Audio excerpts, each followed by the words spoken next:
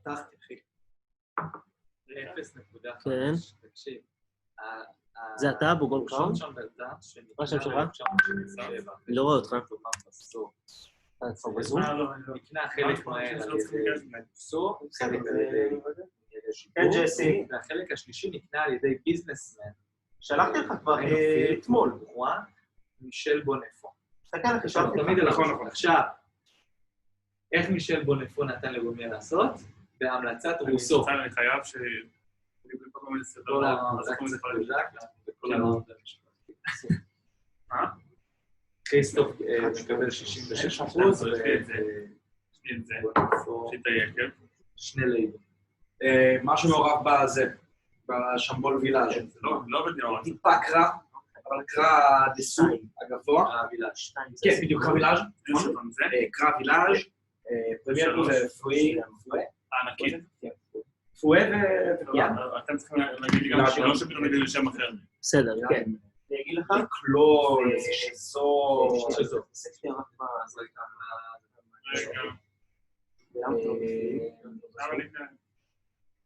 באמת הם עשו פה. שאני אתן לך את היכולת להיות אוסט. אני מחפש כל החלקות. איפה הוא מביא את המילה שלו.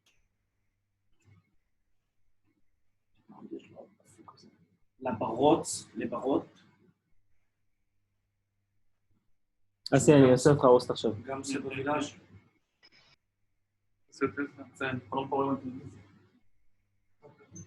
פלאנק, קלודלום. סבבה.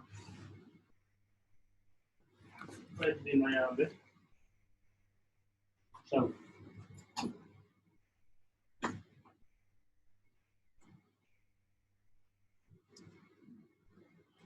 סיסטם. 10-15% עץ חדש. כל הפרפקשן שאנחנו מכירים, של ארוכות, ציסות איטיות. מה אתה עושה? לא מגיע בורות שלו. אז אתה לא ממש מאיפה הגדולה שמגיע.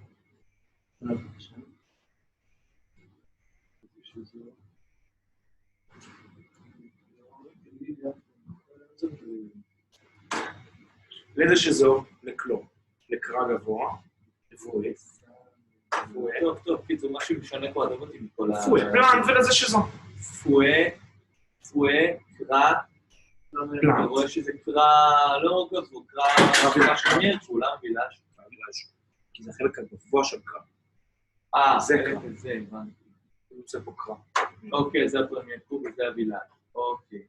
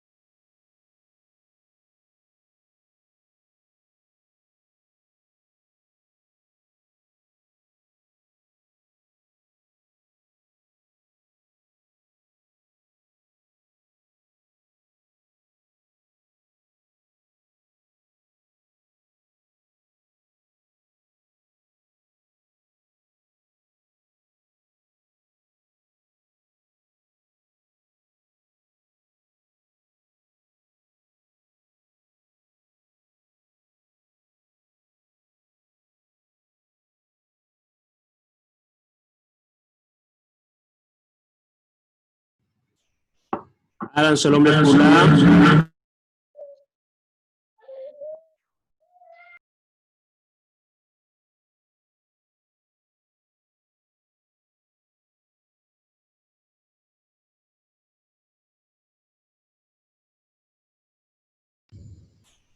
אהלן, שלום לכולם.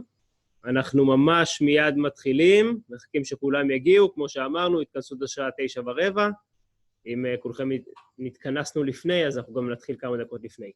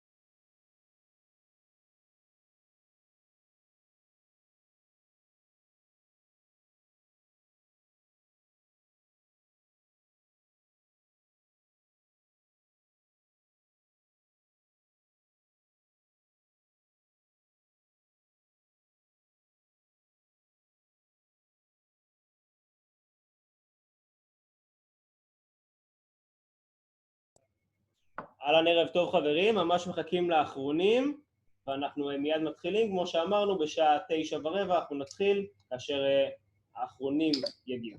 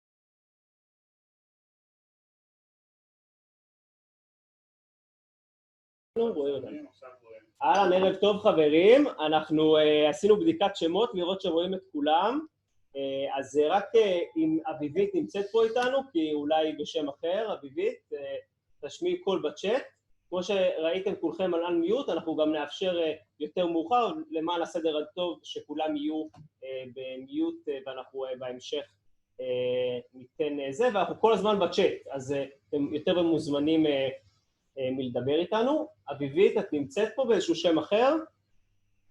נשלח לה הודעה. אנחנו מיד נשלח הודעה, ואז אנחנו נתחיל. האם כולם שומעים אותנו? תיתנו איזה עוד חיים. יאללה. שלום, היי לכולם. כיף שאתם איתנו בטעימה כזאת, שמחים שאהבתם את הבקבוקונים, השקענו פה להכי הרבה שיכולנו, כמו שרואים. אנחנו לא באנו לזייף שום בקבוקים, אל תיקחו את הרעיון הזה לשום דבר אחר. זה לנוחות, ליופי, לכבוד שיש לנו עבור העינות האלה. אנחנו ניתם היום 6 באמת, מאחד היצרנים הכי גדולים שיש בשבלי, אחד היצרנים הכי גדולים, 2 מהיצרנים הכי גדולים שיש בפיימונטה, ו2 מהיצרנים הכי גדולים שיש בבורגון. זה בהחלט אולי אחת הטעימות הכי מרגשות שהיו לי בחיים. מעבר לזה, אני חושב שזה פעם ראשונה בהיסטוריה שהעינות האלה מגיעים לאנשים הביתה, לסלון הביתי שלהם, ויכולים לטעום ככה. יש לנו בשורות של 3 עניינים שצריכים לעלות איתנו היום. פטריק פיוז, שאנחנו מחכים לו ממש להגיע איתנו ולעלות איתנו ללייב. לאחר מכן יעלה איתנו גם לוקה רואניה, ואחרי לוקה, תשמעו קצת, הוא הסתיר משהו אחד, אולי לא המשהו הגדול, אבל כן, השאיר פה איזשהו יינן בחוץ הפעם, שאנחנו נראה אותו גם בהמשך. אני באמת לא יודע אם אני מתרגש מהיינות או מהאנשים שנמצאים איתנו, כי יש לנו פה הרכב חבל על הזמן. טופ של חובבי היין הישראלי. ממש טופ של חובבי היין, ויש גם כאלה שכבר איתנו כמה טעימות ברצף, וזה אותי אישית ממש מרגש, כי זה אומר שאנחנו אולי עושים פה משהו טוב, והיום זה טוב מאוד. כן, המגמת עלייה הזאת בטעימות, איך זה כל פעם משתפר ומשתנה, זה מה שגורם לדבר הזה בעצם לדעתי לעבוד, זה הביקורת של האנשים שצופים בנו. ממש, ממש, ממש. והיינות, כמובן, היינות גם. אז אנחנו מחכים לעניין הראשון שיעלה, אבל ליפשיץ, אתה רוצה לדבר קצת בגדול על הטעימה? אוקיי, אז... עוד אל תספר מה קורה בטעימה הבאה, אני מה חושב שגם תהיה... טעימה הבאה. האמת של הטעימה הבאה יש לנו תכנון מאוד מאוד נחמד. טעימה הבאה שלנו, אני מתכנן פה להביא 6 יינות, אותו יצרן, אני מקווה שיהיה לנו זמן ארוך איתו, וכוונתנו היא לעשות 6 יינות ברעיון הלא טבעי לגמרי, כי דומן דו פליקן הוא לא מוכרז כז'ורה טבעי ללא כלום, אבל בסגנון של הז'ורה, ואנחנו, טעימה הבאה שלנו תהיה 6 יינות מפליקן, אז ככה חשיפה נחמדה לתחילת הטעימה. ומה קורה לנו ומה הערב? שיש לנו היום.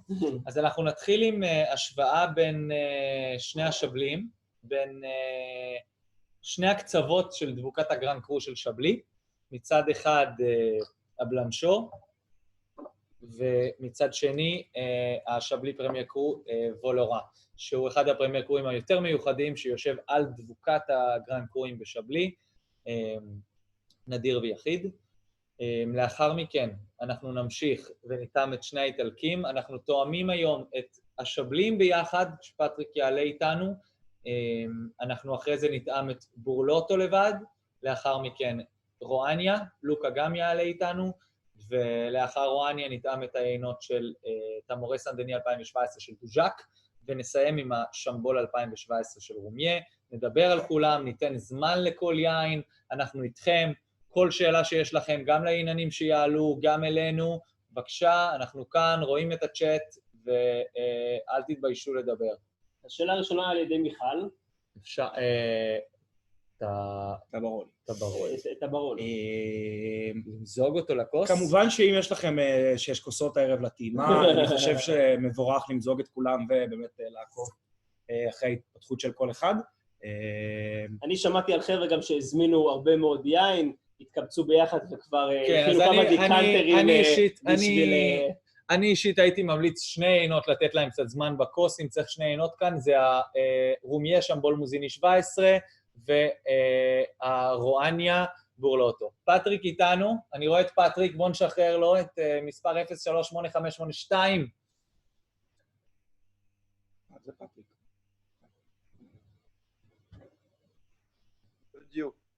Hello, Patrick. Hi, How are Patrick. you? Hello, how are you? Good evening, Patrick. You hear me? Yeah. Yes, loud and clear. Well, hey, open everybody. You can fill in. Cheers. Fill in the...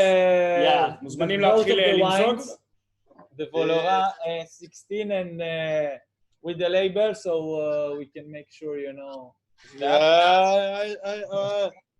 For me, I just took 2 bottles because I don't have the other wines for me to taste. You go to the cellar, we will give you the list, and I'm sure with some of them you'll replace some wine. So maybe you can I'm manage. sure, yes, I'm sure the tasting will be super, and definitely that there's some of the wine that you're gonna taste that are top wines that I have in the cellar. So we put the Premier Cru. The Premier Cru in the left glass, and in the right one, the Chablis Grand Cru Blanchot. So, Patrick, can you speak a little bit about the domain and where you came from and the development of the domain to our clients before we start to speak about each wine and start to drink and enjoy that part as well? Yes, so compared to the other winery that I've heard, I don't have the typical way to get to wines for the reason that I was born and raised in Montreal. All my family, I'm still Canadian, and everybody is still in Canada. What happened when I was young, it's a little bit like Daniel. I didn't like school, and school didn't like me.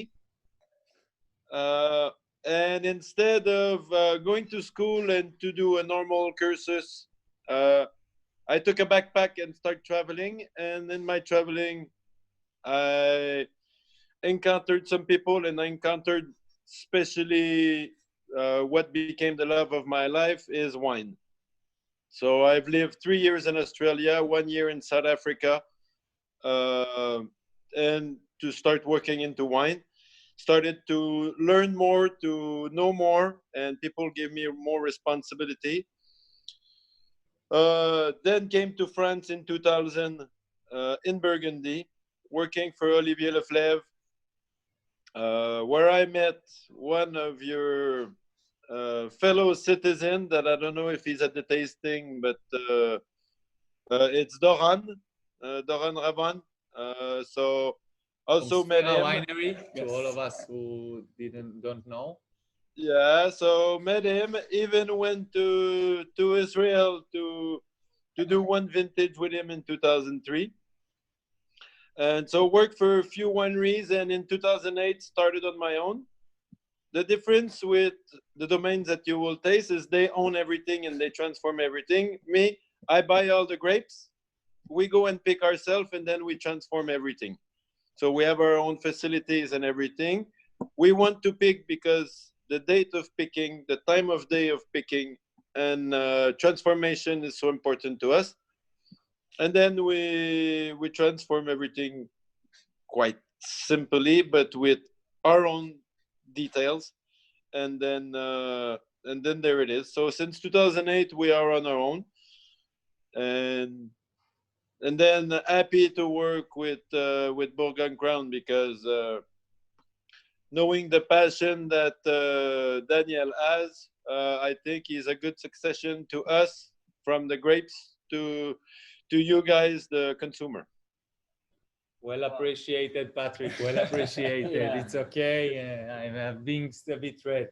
So cheers with Patrick. The first Cheers, day. Patrick. Yeah. So everyone, cheers. Cheers. Cheers. Thank you very much for being the first with us here. We have a great honor to welcome you here. Thank you so much to come on live with us and with the wine from France in this time. I'm very happy. We cannot bring our clients into the winery, but we can share our passion and love for the wine with you here. We bring at clients. Yeah, at this weird moment, it's easier to do it like that. And we have to reinvent a little bit tasting due to the fact that we cannot take planes and travel. But don't worry that as soon as flight will be reopened, I'll be with you soon. Here. Yeah. All right, that's good. So the next tasting, you are here. That's Okay, perfect. It's a deal. All right. So tell us a little bit about your winemaking style, the both of the crus, your philosophy in the winery and everything. Yeah. So, well, first the philosophy of the winery is what Burgundy has taught me is the essence of the place. So the place where we pick the grape is the most important. We don't want to have our way of working the grape more important than the place itself. So our job is to be as transparent as possible. What we do, well, we pick everything by hand and we keep the stamp, because the stamp helps us, gives us a little bit of personality and helps us to drain the juice and to break the milrandage, which are very, very small berries that we often have in the vineyard, which is no fecundation of grapes, for the people that knows. And then we press with mechanical press instead of pneumatical press, which for me it's one main detail in white wine, because instead of going to 1.9 bar pressure, we go up to 5 bar pressure. So I think that we have a mid palate a lot more dense than with the other type of press. So we press very strong, but for a very long time. Then we go everything by gravity. So we don't want to intervene with pumps or anything, because they will break molecules, and molecules will bring oxygen, will tire the wine. I think we will be less precise if we do that. So our main focus is to be as precise as possible until the end. And then fermentation are usually very, very long. Example, on the 2016 that we have, fermentation, alcoholic fermentation finish in March. So we don't need to do bâtonnage, which is a stirring of lees, of solids, because as the longer you ferment, the longer you create gas, and the more the lees are in suspension. So you build the wine, but with purity. So that's a little bit the focus of the house, is to build a big wine, but most of the time on purity, or we try. Well, I think you succeed. I don't know. Well, 2016 was quite a challenging year. We started with a good crop, and we had a very difficult growing season, a lot of rain, difficult to do some, to take out a little bit of the disease or the mushroom that we have. So a lot more work for everybody, but we could succeed in a sense that we could bring the grape to an early picking stage of harvest. The philosophy of us is already to pick early, but as the wine you will taste, they're written 12.5 on the label, but they are actually 12.2. So we don't want to have a backbone on alcohol, we want to have the backbone on acidity. And the wine can only have one backbone, so those ones are very much on strong acidity. We have a little bit of a confit style in 2006 due to the vintage, because a lot of rain and then a lot of heat. So the skin maturity came from vegetal character to big skin maturity very fast. So our window of harvest was 9 days instead of usually 12 to 14 days. So we had to have a bigger team to be able to concentrate and to focus on the right picking dates for every grape. So for you in 2016 vintage in Chablis, the main two problems were that on summer there was excessive heat, and on winter time there was too much rain, so the grapes got a little bit diluted. No, the rain was actually during the growing season, because when we treat the vine, if we put a contact product to protect from the mushroom, if there is 25 millimeters of rain, the protection disappear. And in 2016, it was raining 25 millimeters every 2 days. Wow. So it was very difficult. It was very much hand labor, and the tractor could not go in the vineyard. So it was a lot of hand labor to be able to protect from disease. Okay, thank you. And those two, the two wines that that you guys have picked, Vaulorant and Blanchot. Vaulorant is actually on the north part of the Grand Cru. It actually touches Lépreuse. And Blanchot, which is a Grand Cru, which is the most south of the Grand Cru. The Grand Cru area in Chablis is very, very small, because it represents 100 hectares, which is, if we take one big Grand Cru of the Côte d'Or is Clos Vougeot, which is 58 hectares for one Grand Cru. For us, we have 100 hectares for 7 different Grand Cru. Vaulorant, we are very much on limestone. And the place where we are facing completely west. So we have the sun setting, which is having the skin maturity, and the sense of plantation is east-west, meaning that the sun is always on top of the vine from morning to night. As the Blanchot is planted north-south. So one side of the vines has the direct sun contact in the morning, and the other part of the vine has a direct sun contact in the afternoon. So we have a different type of skin maturity. We will always have more color on the Blanchot than on the Vaulorant due to the sun contact on the grape, due to the sense of plantation.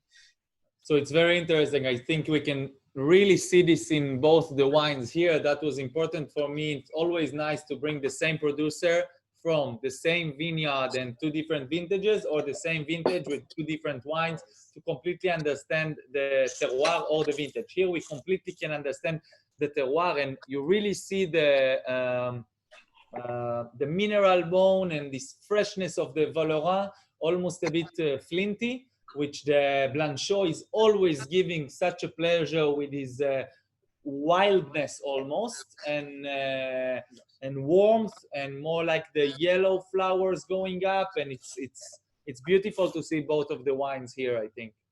Yeah, really nice Volarin is a little bit cooler, so a little bit more on acidity and bitterness that makes you saliva a little bit longer. And the Blanchot, always more on a tender, more voluptuous and richer wine. That's really good. And guys, אם יש לכם, I will speak a little bit on Hebrew. Yeah. אם יש לכם שאלות, באמת בואו תשאלו עכשיו, גם בעברית, גם באנגלית. באנגלית פתיק יוכל לראות, בעברית אנחנו לגמרי יכולים לתרגם ולהגיד לו, אז כאילו, בבקשה לכו על זה, הוא כאן בשביל זה, הוא איתנו, ואני חושב שהוא גם ישמח. אנחנו כמובן נמשיך, אבל גם אתם מהבית, תמשיכו ותשאלו את השאלות שלכם. So Patrick, how's going on with the restaurants open back in France? Do you see an change coming? It was good. Not too much difference. We went to a terrace to have a glass yesterday. It seems like people are forgetting a little bit that we had the disease because it was nice weather and on the terrace. It's because the wine. I don't know if the heat has done something to the virus or if it's not as spread as much due to the fact that we are summertime. Hopefully this is all behind us. I think we have saved quite a bit of life everywhere by what they've done. I think now that what we will have to do, that's why I went to the restaurant very fast, because now we have to protect the economy, because I think the biggest crisis will be in front of us. So everybody has to go to a restaurant to drink wine and to enjoy life. Yeah, that's for sure. That's the way we support the economy. We already open here for more than a week now. Yeah, about something like that. And everyone's are out trying to, eat and drink and do everything until we might be closed up again. Hopefully not. And Yeah, no, but now I think, but it seems like everything we have no more cluster or no more disease or anything, even since we have started to go out. So hopefully the beautiful days are in front of us, and think of it as we had time with family for those months, and that we have created good relation with kids and with friends, and that's it. It was a vacation, undue vacation. Exactly. It's probably the longest time that no one ever stepped into the winery and made a tasting with you. It was like 3.5 months, and probably, yes, of course. Yes, and as we export 95% of our production, none of our clients has come back yet. I know that my neighbor... Vacation. Pardon me? I'm saying that's a true vacation. That's completely, because usually we have about 80 to 100 tasting every year. Not having one tasting or one travel from my side in 4 months, it's unusual completely. So I know the people that sells in France start to have tasting again. One of my neighbor winery started this weekend that he started to do tasting again. He was like, "Oh, that's gonna be weird to taste again in the winery." So tell me, Patrick, Can you tell me a little bit about what is the main difference of the soils and the character of the wine between the wines of Chablis and the wines of the Côte de Beaune? Because this is on live, it's the first time we taste Chablis. Yeah? Yes. So we tasted, actually, it's nice because we tasted on the first tasting Savagnière and after Sancerre of Pinard, which is a little bit like the terroir of Chablis. And then we moved to the Côte de Beaune. So can you let us a little bit give a kind of indication, explanation about the difference between the soils of Chablis and the soils of the Côte de Beaune? The landscape and the soil of Chablis was made as during the Jurassic era, and everything was underwater during the Ice Age, meaning that all the soil that we have are clay and limestone, but they are from the sea. The clay is from sea soil. Everything when there was Ice Age, all Chablis was underwater with glacier. And then when the glacier moved out and it melt not at the same speed, and it made some compression and decompression, creating some valleys, and left sometimes more clay and more limestone to other places. That's why we have so many different terroirs, even in one small valley, because if it unmelts fast at one point, we have a lot more clay. If it melts very, very slowly, we have a lot more clay in the limestone, in the soil. Clay will give a lot more fruit and fruit-forward wine, and the more we have limestone, the more it will be in spice and herbs. So Chablis is created with many valleys because there was one main arms of the glacier and then many little ramifications on the main glacier. But the first thing to understand is limestone will give us spice and herbs in taste, and clay will give us fruit in taste. Is that clear? Now a little bit, yeah, absolutely. We will put a bit now the map of Chablis, so we can have the more indication of the. Patrick, I have a question on the Volerin. Volerin is not a specific Premier Cru; it's inside Fourchaume, right? Fourchaume. It's actually a subclimate inside Fourchaume. Okay. But it's only a politic decision because during the monks, because Chablis appellation, same as all the appellation AOC in France, started in 1937. Before that, basically it was under the rule of the appellation was under what the monks has created 800 years ago. And Volerin was a tête de cuvée, the equivalent of all the other Grand Cru, the Blanchot, the Clos, and Valmur. And when in 1937 they decided to put Grand Cru, Chablis, Premier Cru, and Petit Chablis, everybody sat down at a table and they said, okay, we will start from the top, which is the Grand Cru. And they decided the Blanchot, all the 7 Grand Cru. And then the people that owned Volerin said, but what about us? Under the monks, we were tête de cuvée. And the people that had politic a little bit higher from Chablis said, you cannot be a Grand Cru because Volerin is on 2 different communes and not on the commune of Chablis on the cadastral part. So to hide the story, they put it under the Fourchaume subclimate. Okay. But for the monks, it was a Grand Cru. And for me as well, actually, every time I taste Volerin, even when we have most of us here, the first winery we know in Chablis, which is import for many years, is Fèvre.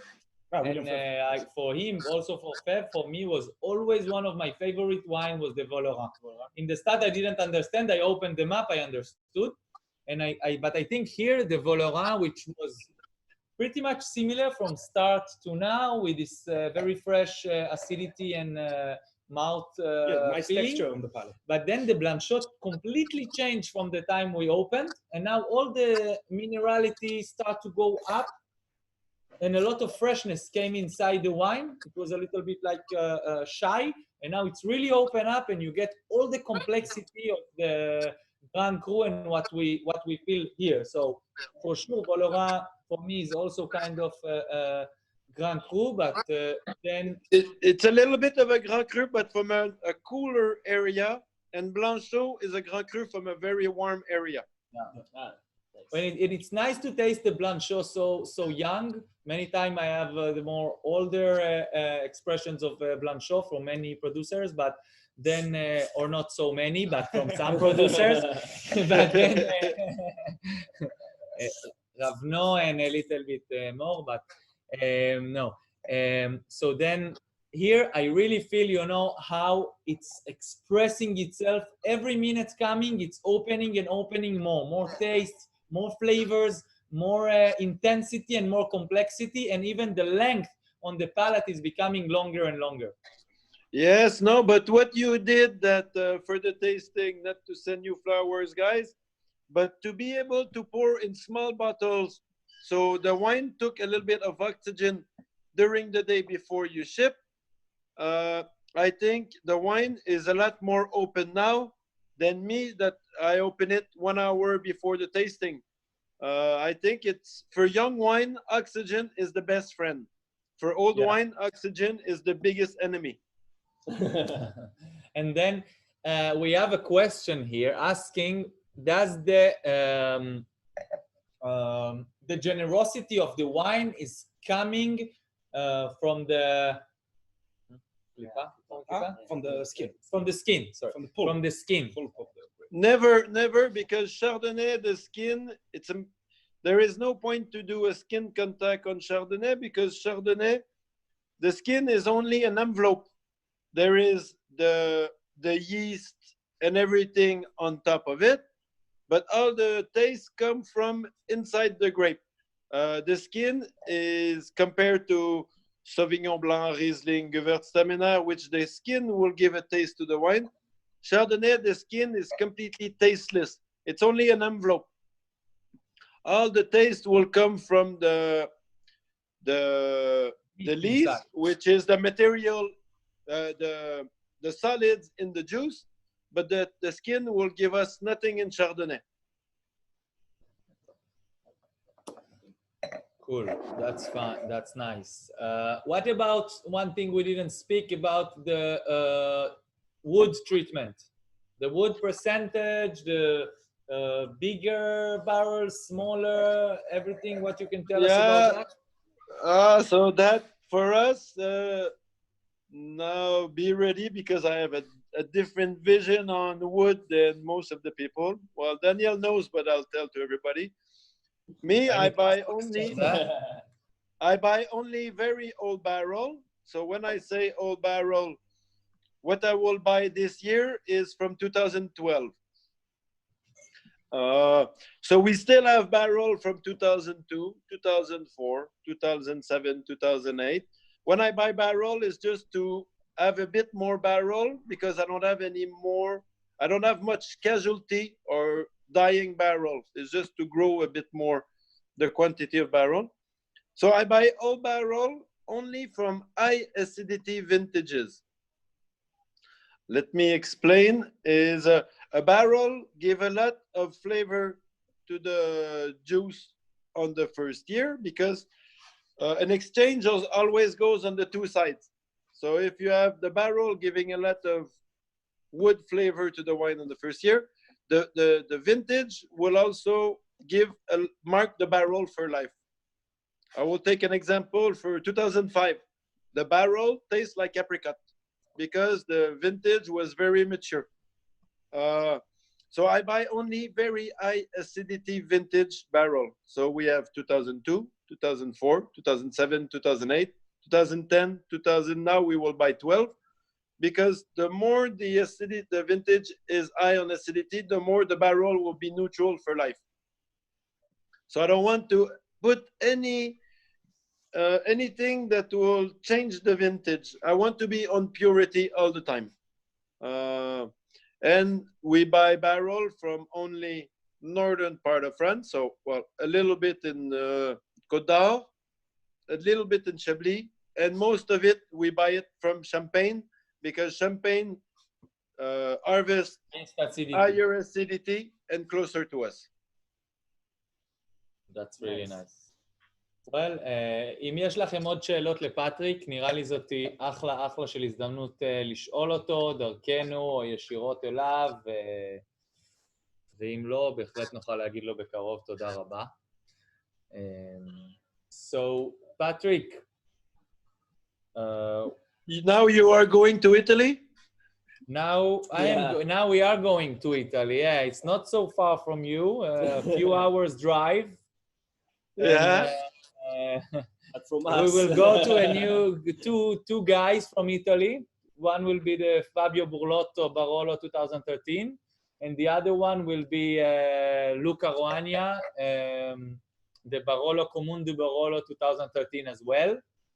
And afterward, we will have the Dujac and Roumier, both the 2017s. So we went to a huge Italian harvest, vintage, and to in Burgundy, we moved, some 16, not an easy vintage, as you said, and 17, not the most famous one, but I think we can see a wonderful 16s and see that the potential this vintage have for drinking is amazing, because for me it's so nice to drink now the 16s. They have still the nice acidity, maybe they are a little bit more white, but they don't have this kind of very hot expression or too cold. It's beautiful, and your work and I think wine very much to put with food. Yes. You just want more of them. I just finished my glasses, and I still have my saliva. Exactly. Yeah. Working. You're just looking to eat something to go along with it.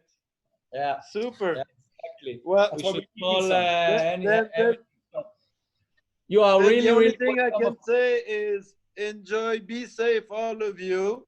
Enjoy the time, enjoy the tasting, and everybody at the tasting, you are in very good hands with that team. And I was very happy to be with you guys. And you are more than welcome to stay with us and see our tasting. And I'm very happy that we're going to see you soon, hopefully in Chablis, and to welcome you here as you promised. So whenever the flights are starting... Harvest will be early, so I can come early. Maybe before you go, you can tell us some small words about the 2020 harvest coming soon, because it's something special with the early vintage this year. For the first time in my life, we will harvest in August. So we don't need to, as France usually is completely closed in August for the full month. This year, we will have to be back from vacation in August, but we already have 3 months of vacation. So we will be ready for harvest. What will be the main difference is from harvesting in September, which is the day, we lose about 3 minutes of sunlight from August to September every day. So now we will have longer day of sunlight and warmer nights. So we will have to be careful on skin maturity and not to be too heavy on fruit. So we will be careful on having, try to make a sharp wine and be ready as soon as the skin is perfect. Thank you very much, Patrick. Thank you, Patrick. Cheers and see you soon. Thank you. Enjoy the tasting, everybody. Bye-bye. Thank you very much. Wow. Cheers. Bye-bye. Wonderful time. Ciao, Patrick. Wonderful Ciao, wines. ciao. No, but you can stay with us, Patrick, of course. But we moved to Hebrew. Yeah, we moved to Hebrew. Yeah, move to Hebrew. Doron to translate. Doron can translate. Yeah. Ciao, ciao. Ciao, ciao. Ciao, ביי, פטריק. אוקיי. אז היה לנו פה גם פרימייר קרו, גם גרנד קרו. פרימייר שמתנהג כמו כן, גרנד, שמתנהג כמו גרנד גרנד. שמתפתח כמו גרנד קרו. גרנד שמתנהג כמו ממש גרנד יפה, גם, שגם, כן. לפעמים, שבלי זה אזור ענק, אמרתי את זה גם לדעתי בטעימה הראשונה, הם עושים, אם אני לא טועה, 200 מיליון בקבוקים סך הכל, כמות נפילות, מה שנקרא שיש בשבלי, היא בלתי נגמרת, וגם פה אני חושב שהיצרן מדבר, לצערי פשוט מדבר הרבה מעבר לטרואר, האם עדיף, מה שנקרא, לקחת את היצרן הטיפה יותר, שאתה טיפה יותר מכיר, אוהב, מכיר את הסגנון, מאשר מה שנקרא ללכת על השבלי סופר והכל טוב ויפה, עינות שונים לחלוטין, אין קשר ביניהם, אחד מבטא בדיוק את האזור ובדיוק את המקום, ושני כבר מדבר בשפה אחרת. אני חושב שקיבלנו פה ביטוי מצוין לכמה פרימייר קרו יכול להיות גדול, וכמה גרנד קרו באמת יכול להיות צריך את הזמן שלו,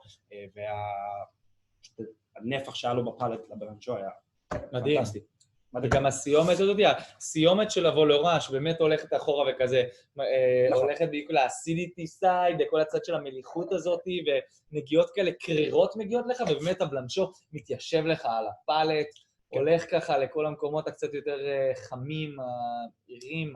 הוא הסביר בצורה מאוד טובה, כאילו בסוף את ההבדל בין פרימייר לגרנד, אתה פתאום אומר, כאילו... כן. טוב, אז באמת תודה רבה לפטריק פה שהיה איתנו, וזה היה נחמד מאוד, ואנחנו יכולים לעבור ליין הבא. אנחנו עוזבים את צרפת, קופצים לאיטליה. רגע לפני שאנחנו נתחיל לטעום את היין, אנחנו פה נעלה וידאו קצר, פביו בורלוטו היום בארוחת פיצה אצל החברים של אשתו, ולכן הוא לא יכל להצטרף אלינו, אבל הוא אמר אין מצב שאנחנו עוברים את הסבל הזה בלי... אבל ביקשתי ממנו איזה סרטון יפה, והוא שלח לנו, ואנחנו נראה אותו עכשיו לפני הטעימה. אז תשתיק אותנו, תראה לנו את הסרטון, ונתקדם הלאה. Ciao a tutti, I'm sorry we cannot taste the wine together, but I'm sure you will have fun with Daniel. I think we'll taste the Barolo Classico 13. Our Barolo Classico is made with the old philosophy in Barolo to blend different vineyards together. In our Barolo Classico, all the vineyard comes from Verduno, and so you really can appreciate the aromatics, the finesse, the elegance that we can have in this part of Barolo. Vintage 13. In this vintage, we had a quite cold spring, sunny but not extremely hot summer, and the harvest was quite late in the season. So it is what we can call a classic vintage. Ciao ciao, and I hope you will enjoy the wine.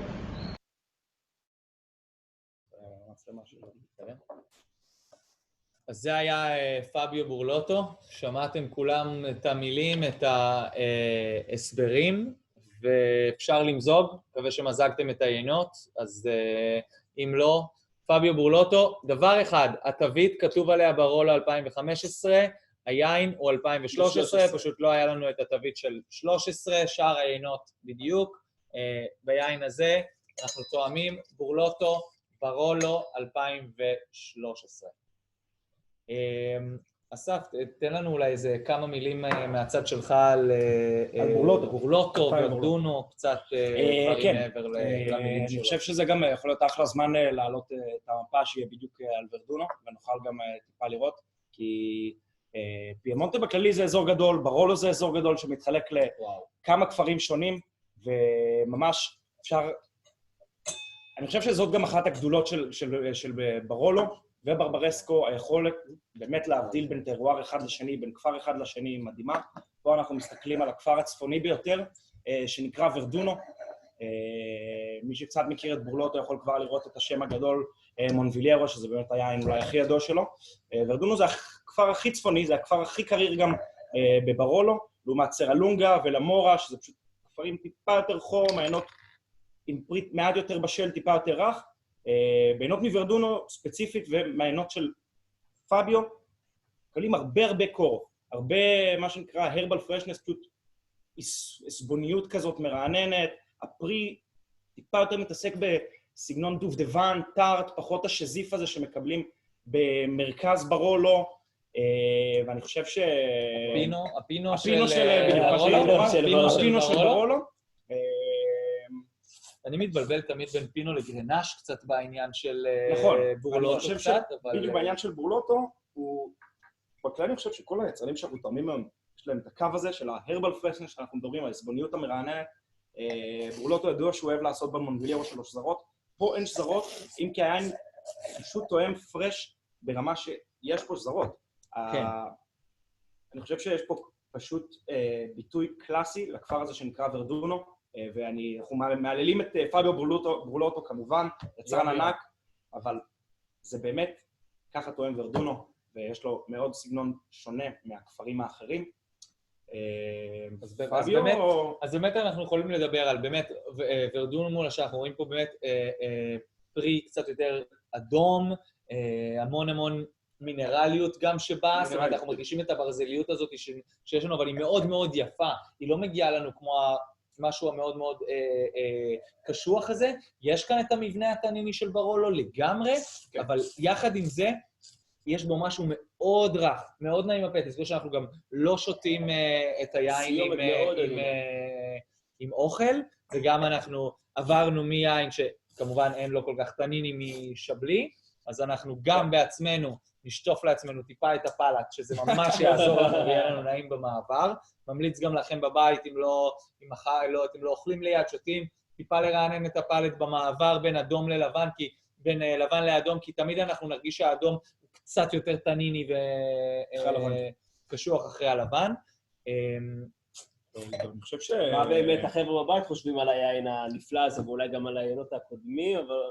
אני חושב שכבר מהערכה הראשונה של הכוס אפשר לזהות עשייה מאוד מאוד מסורתית, שום דבר מהטרנד הזה שקפץ בשנות ה-90 של החביות הקטנות, חדשות, לרכך את הטנינים, להוסיף אקסטרקציה, יש פה השראיה קרה, ארוכה, אבל באמת לא עם הרבה אקסטרקציה, שזה הכי חשוב. העישון נעשה בבוטי, חביות סלובניות מאוד מאוד גדולות של, אני לא טועה, לפחות, אצל בורלוטו יש כמה, 6,000, 10,000, וגם, אתה יודע, החביות האלה צריך להבין, הן מורכבות בתוך היקב. אין לי כאן תמונה של בורלוטו, אבל הייתי מעלה לשים איזו תמונה, אבל העשייה של פאביו, כל התסיסה גם בתוך מחלי עץ גדולים, כמובן ישנים, שום דבר שם לא חדש, ניטרלים. לחלוטין. התסיסות כאן, לדוגמה, בגלל שאנחנו מקבלים נביולו מאוד מאוד קשוח באזורים אחרים, לדוגמה, אנחנו נראה אחרי זה מה קורה אצל רואניה,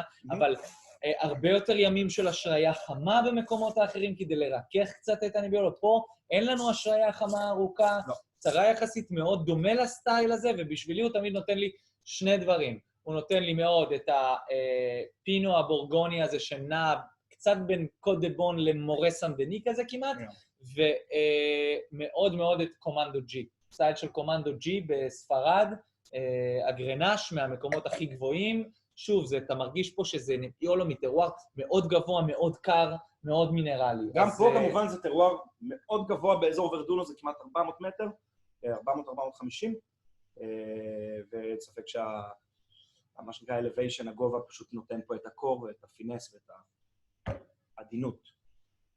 חבל על הזמן. חבר'ה, אם יש לכם פה שאלות, איך אתם מתרשמים מהיין, נשמח קצת לשמוע ממכם. אנחנו שמחים שהיה פה את פטריק אותנו, אבל באמת נשמח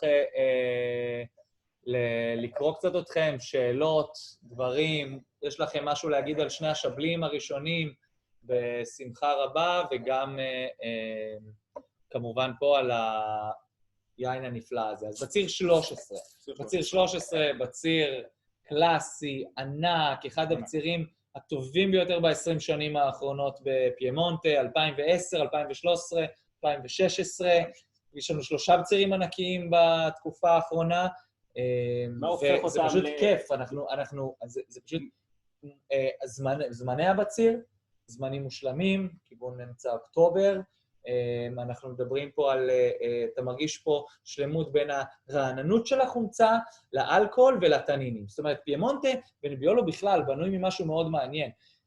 הרבה טנינים, הרבה אלכוהול וחומצה מאוד גבוהה, שבדרך כלל יש לנו חלק מהם, ולהשתלט על המפלצת הזאת של נביולו זה לא פשוט בכלל, ואני חושב שכאן, ובציר כמו 13, שהטבע נותן משהו באמת מושלם בין החומציות, האלכוהול והטנינים. אני חושב שהוא שאל מה זה בציר גדול, זה בסוף האיזון בין כל הדברים שמרכיבים את הבציר. טמפרטורות, הפרש טמפרטורות בין יום ללילה, כמות גשם בשנה, זמנים שאתה בוצר, עבודה בקרמים. אז שבעצם פטריק אומר שהבציר 2020 צפוי להיות באוגוסט. מה אתם צופים? אנחנו מפחדים? אנחנו נשמע, כדי להכין בציר כזה, כאן אנחנו מדברים על שבלי, אבל זה כמובן רלוונטי גם לכל אזור שבו יש בציר שמאוד מוקדם. עכשיו, יש כאן עניין, ההבשלה הפנולית שיש לנו לענב, והאלכוהול גם מצד שני. זאת אומרת, אנחנו צריכים, למרות שהבציר מאוד מאוד מבשיל מהר, למצוא את הנקודה, למצוא שעדיין שומרים על מספיק רעננות, שהחומציות עדיין שם, ושזה לא פתאום הולך להיות לנו משהו סופר כבד, גדול, אלכוהולי, או מצד שני, אם יורד הרבה גשם, פתאום כלומר, חומצה נעלמת, אז יש לנו המון פעולות שצריך לעשות על מנת לבצור את הדבר הזה בזמן, וזה במיוחד בעבודת קרמים מאוד מאוד קשה במשך השנה. זאת אומרת, בבצירים כאלה, התפקיד של היינן הוא נכנס ברובד מאוד מרכזי. לקרן. ובציר 13, לדוגמה, כי אנחנו טועים כזה בציר גדול, זה מה שדומה לנו לבציר 15, לבציר 18 בבורגון, אם רוצים. בצירים שבהם אתה קצת, אתה יודע, הטבע עושה את שלו, נותן לך את כל הדברים, ומה שאתה צריך לעשות זה בדרך כלל, אתה יודע, אתה שומר על הסטייל שלך והסגנון, אבל הטבע נותן לך כמעט את הכל. זאת אומרת... וכן גם רואים כאלה שב-13 הולכים בצירים, שאתה יודע, זה בציר גדול, אז כולם אומרים, בציר גדול, אני עושה את העין הכי גדול שלי, וגרוב נופלים בזה, כי בציר גדול, נכון, הרבה צבע, הרבה אלכוהול, בחוצה, עשית אקסטרקציה גבוהה, חטפת את כולם במכה, שיכול להיות שזה הדבר שנכון לעתיד, אבל כיום אפשר לראות אם בחרנו באמת שני היצרנים אולי טובים ביותר בברולו, ואיך שניהם מתעסקים בעידון, מהטובים. איך הם מתעסקים בעידון הטנינים, בפילוש שלהם, פשוט משהו, לגרום שיהיה טיפה יותר, כן. אני חושב שיש כאן שני דברים, אנחנו נראה, כשרואניה זה יהיה דרך הקרם, וכמובן דרך אחרי זה העשייה של העניינים האלה, כאן אנחנו מין דרך הקרם, כמובן שאני לא מזהה בעשייה של פאביו, העשייה של פאביו נהדרת, אבל חוץ ממנה, יש לנו כאן גם את הטרואר של ורדונו. And I see that we have Luca Roagna with us, with all his wonderful bodies behind him. Bodies behind him, his special ones. And 1 second, we will take you out from mute. 1 second, because we want to hear you. Shout more strong. תחזור לזה. So, אנחנו יכולים לראות את המקום של לוקה שם, את החדר חביות שלו. בעצם זה החדר חביות של לוקה, ואנחנו... Luca, we can hear you. Great. Do you hear me? Yes. Absolutely. Such a beautiful room. Oh, yeah. You chose the best view, Luca. Really the best view. So I think this will be the time that we can pour the Barolo, Barolo di Comune. Barolo di Comune de Barolo. Comune de Barolo, right.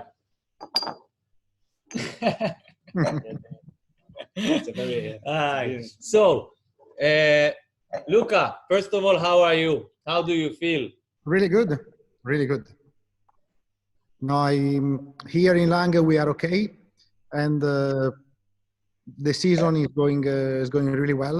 Yeah, we are happy.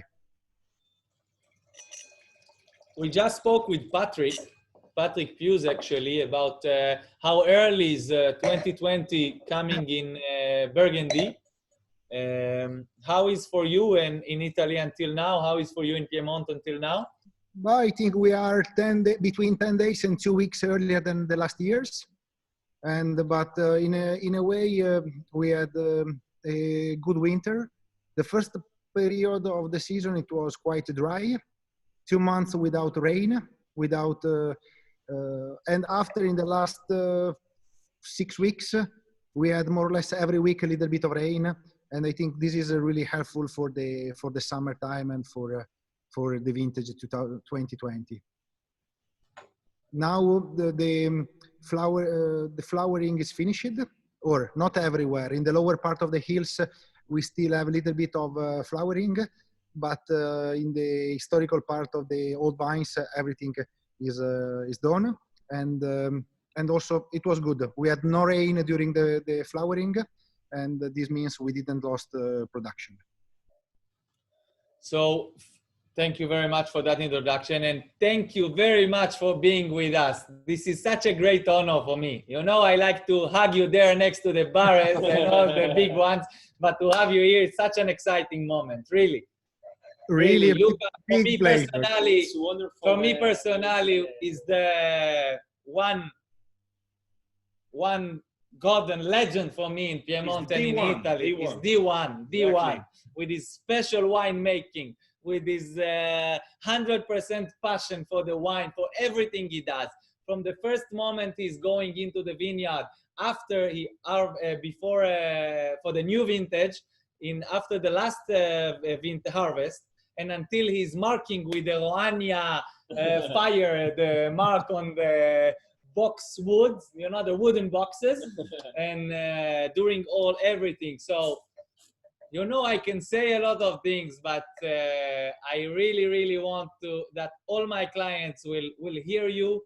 If you can really tell us a bit from the start of the working in the vineyards, your special working in the vineyard, your special vinification, and your special bottling. Even if you want, you can speak about your special capsule. I don't like to be really boring. You can see the people here, they don't see me so excited, you know, and you can see my partner, my girlfriend, everything at home. So she knows how much I excite when I open your bottles, you know, and to see you here, it's amazing, really. So first of all, cheers. Thank you very much for coming to be with us before everything. Cheers. It's an honor to be with you. Really, big pleasure. And really, I hope to see you soon, because we need some time together. We need it for sure. Yeah, talking about, I don't like to be boring, but I would like to tell you a few things about our estate. It's 100% family business. I work with my father, Alfredo, and with my girlfriend, Romina.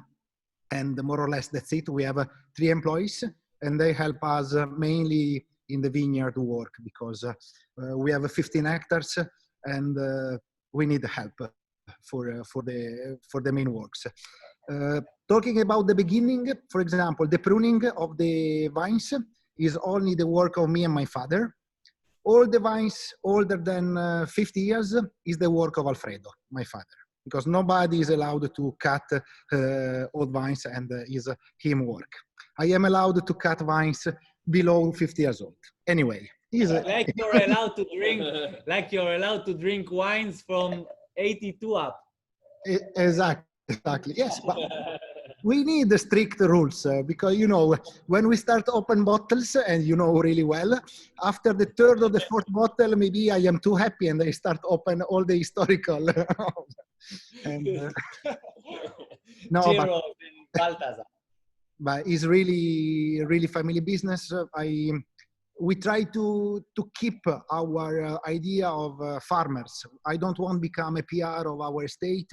I am a farmer. I try to spend more time as possible in our vineyards. Of course, I have to take care about the wine in cellar and also the bureaucracy. This means ideally it would be nice to stay 7 days a week in vineyards, but usually it's more or less half of the time. For my father, it's different. My father is really the true farmer, and 7 days a week is always in the vineyard. I spoke with him 5 minutes ago, and he told me he was in Asili today for, for the leaf, I don't know, my English is not enough good, but for keep the canopy and put around the last line. Exactly, you understood, Bravi. And what other? We are known to be quite wild in our approach in the vineyards. This means we believe in the idea of the forest, because the forest is the perfect habitat for life, for animals, for trees, and is why we don't do anything in our vineyards. We don't cut grass. We don't work the soil.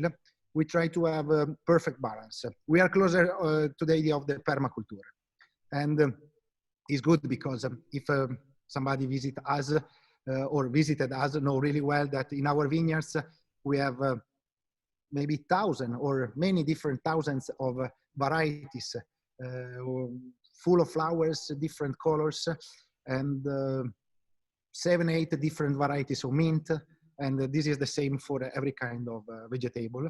And for us, it's so important to have this biodiversity because the vines need a perfect habitat for a nice life in balance. I don't have a sommelier education. This means sometimes I don't find all the flavors inside of my wine. I am more an agronome. I have an agronomic education, and I'm sure that if I work with 100, 200 different kind of grass, when they die, they will make a compost really more complete and complex than if I have only 1 or 2 kind of grass. And you have to consider that if I work the soil, this is not really good. But also if I cut the grass often, what I do is more a selection of some kind of grass, the most strong, the most resistant, but in a way I kill other kind of grass. And for us, it's so important the grass go in flowers, fruits, and seeds for the reproduction. And in this way, you can see a lot of biodiversity. And when we talk about agronomy, we think always of the roots of the vines, and the roots of the vines with this humidity, with the compost of the grass is really important because it starts some symbiosis and is impossible without the grass. We believe in the idea of the old vines, and I am lucky because in our family, my father, mother, grandfather, mother, great-grandfather, and we can go back in many other generations. Nobody made big mistakes like rip a vineyard. And now we can work with a lot of old vines, and we consider old vines when the vines start become more than 50 years old. Talking about this historical period, the young old vines are more than 78 years old. We have vines with a little bit more than 100 years old, but is only a little part. We still have a little part of ungrafted vines also, but not everywhere, only in few vineyards.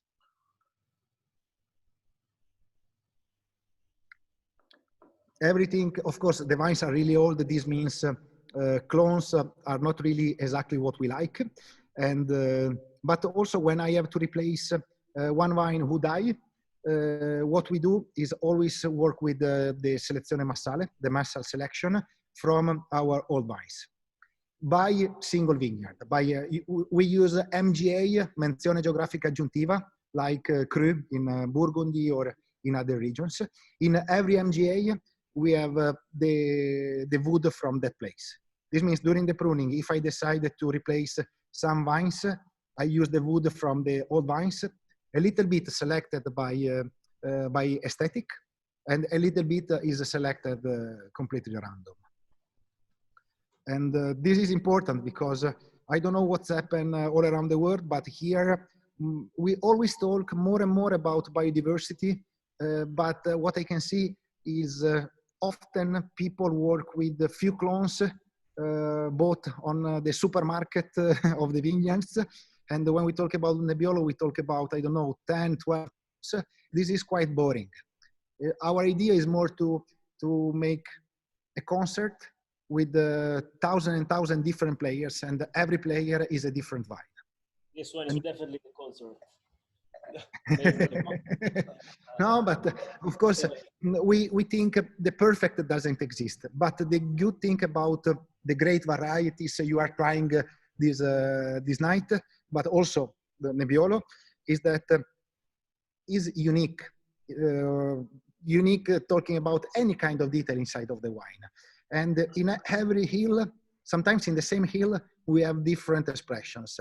And from my point of view, it doesn't make any sense take vines, clones, or vines from another hill and plant in my place. We have, it's close to 1,000 years, we have documentation about Nebbiolo in our hills, and it's important to keep the same vines in the same hills. If we destroy these, we kill a big part of the biodiversity. And in our state, that doesn't happen. Yeah, we can take a sip. Yes, just a small one. It's really dry. It's really dry in cellar, I think. Yeah, we have 80%. Always dry in your cellar. That's why we need to drink a lot in your cellar. You know? Oh yes, oh yes. Yes, oh yeah, absolutely. We can move a bit to the harvest times and oh yes, special vinification there. There behind you. You can see is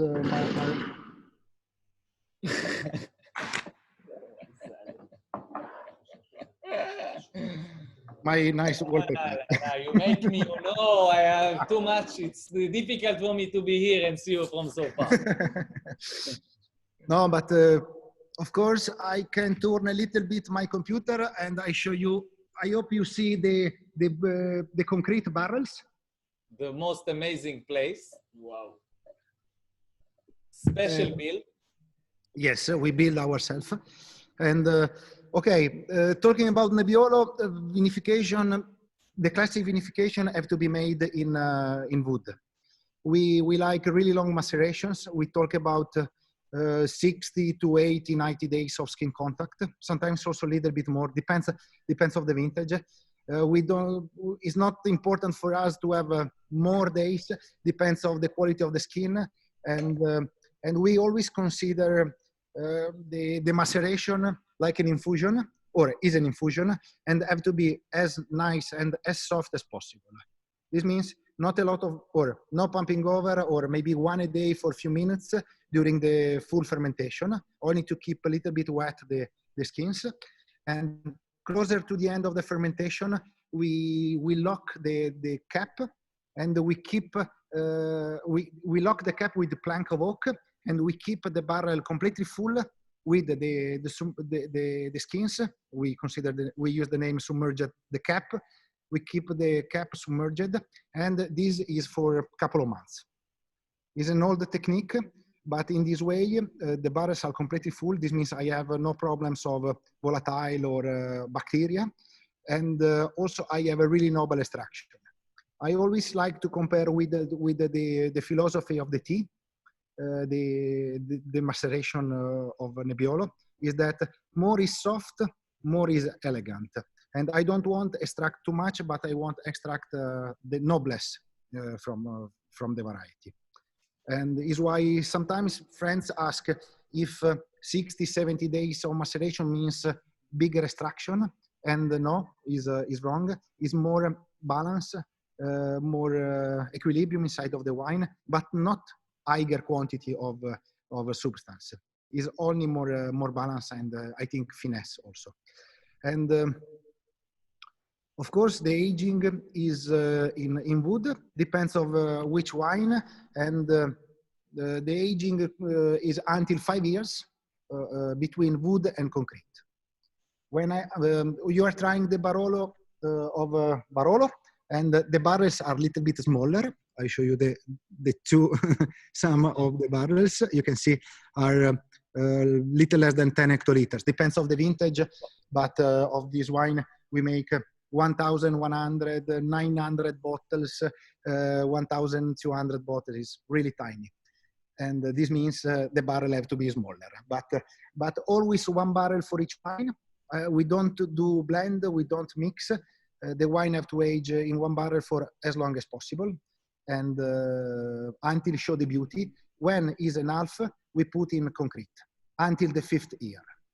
Sometimes people ask why 5 years, because we consider 5 years the correct time for the Nebbiolo for show the beauty. And I have so different vineyards. For example, the Paillet need always more time in wood. Vineyards like Pira in Barolo need less time. I age 2, 3 years, 4 years in wood, and the last part in concrete until the 5th year. And after 5 years, I do the bottling for each single vineyard at the same time. I don't want too many differences. Every step have to be made at the same time. The difference shoved inside of the wine have to be only the parcel.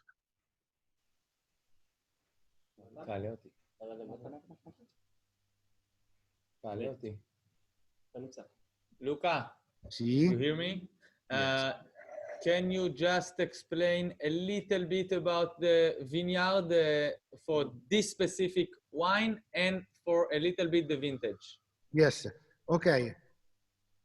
Talking about the soil composition, I think you know that we talk about soil with 15 millions of year in Barolo and Barbaresco area.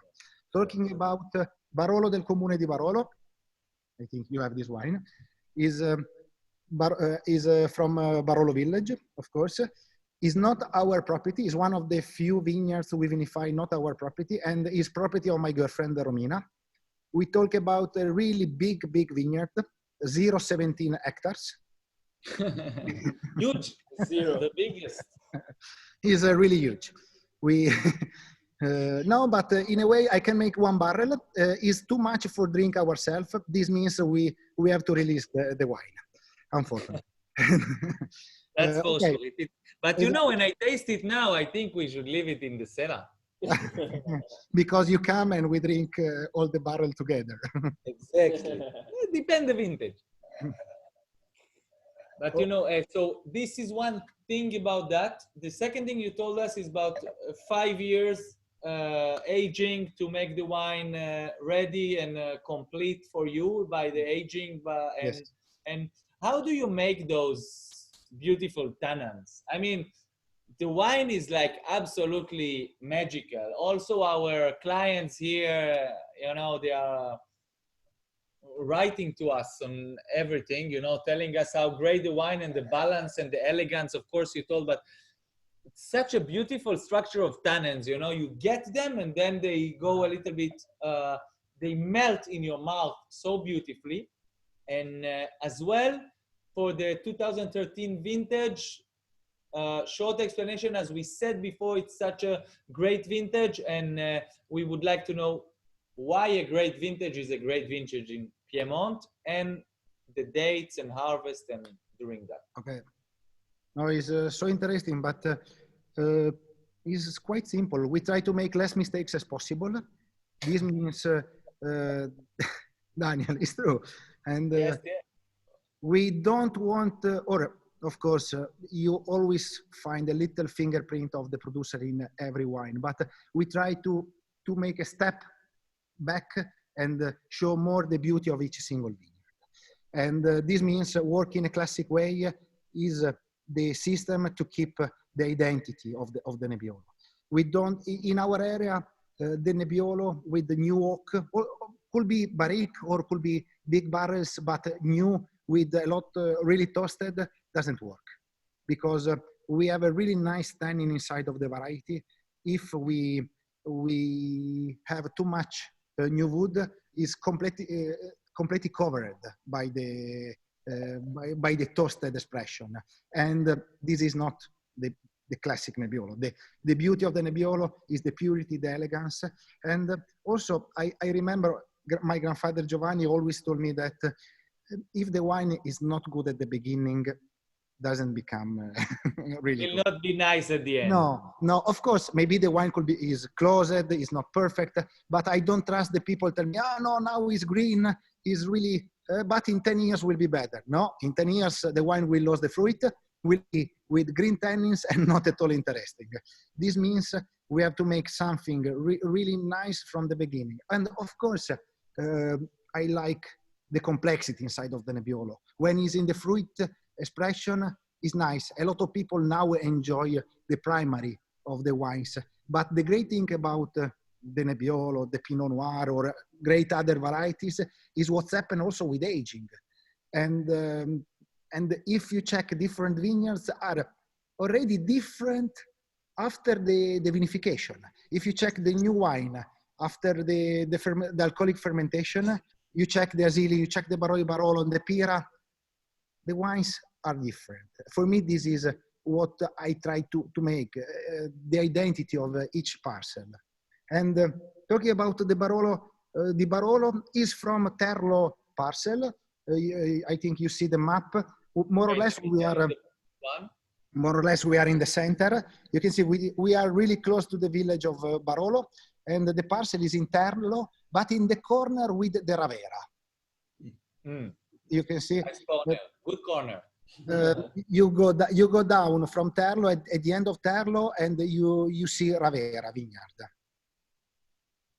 And what is special about Terlo? Okay, but for me, and is why I use the name Barolo del Comune di Barolo and not Terlo, is that Terlo is often a little bit more austere because, you know, from the village, you go a little bit higher in altitude.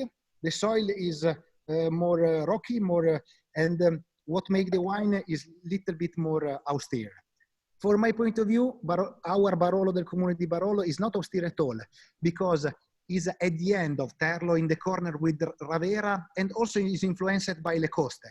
I think you know Rinaldi really well, great ambassador of Barolo and the most amazing wine from Le Coste. And that soil is not anymore austere, show a really nice beauty like the Ravera.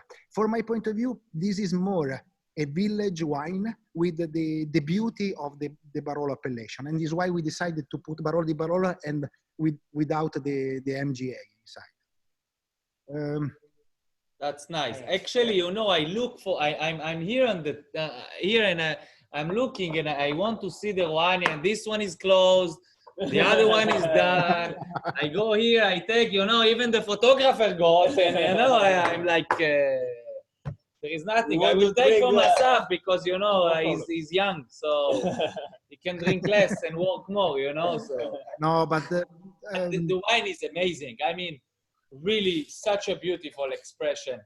Definitely. Your touch with this unbelievable rust, you know, I cannot like more rust than that, you know, it's amazing. And with this florality and the complexity of the wine, and the 13 is the first vintage for you? 13, first vintage. And yeah. Wow. I started, okay, I am with Romina from 2010. And I think we started, me and my father, we started follow a little bit the vineyard from 2011. And from 2013, we decided to vinify the parcel because, of course, 3 years is really short time, but the vineyard really started showing nice beauty, nice vegetation, more biodiversity. And also the vines are from 1967. This means are closer to 50 years old. Yes, around 50 years old. And you know, 53, but yeah, it's good. No, but yeah. Of course, for us, the decision to put vecchie viti is made if really is long time we work in a vineyard, and we see really another depth inside of our wines. I think all our young vines now are closer to 50 years old, 40, 50 years old. But if you compare with young vines and vecchie viti, old vines, you will see another texture, another dimension in the old vines, another saltiness. And is why it's not only a decision of 51 years old become a vecchie viti. No, have to be old, but have to show also this character inside of the wine. And for a vineyard, we started only a few years ago, it's too early. We have to wait, I think, other 10, 15 years to see what's happened and if the wine become with this third dimension inside.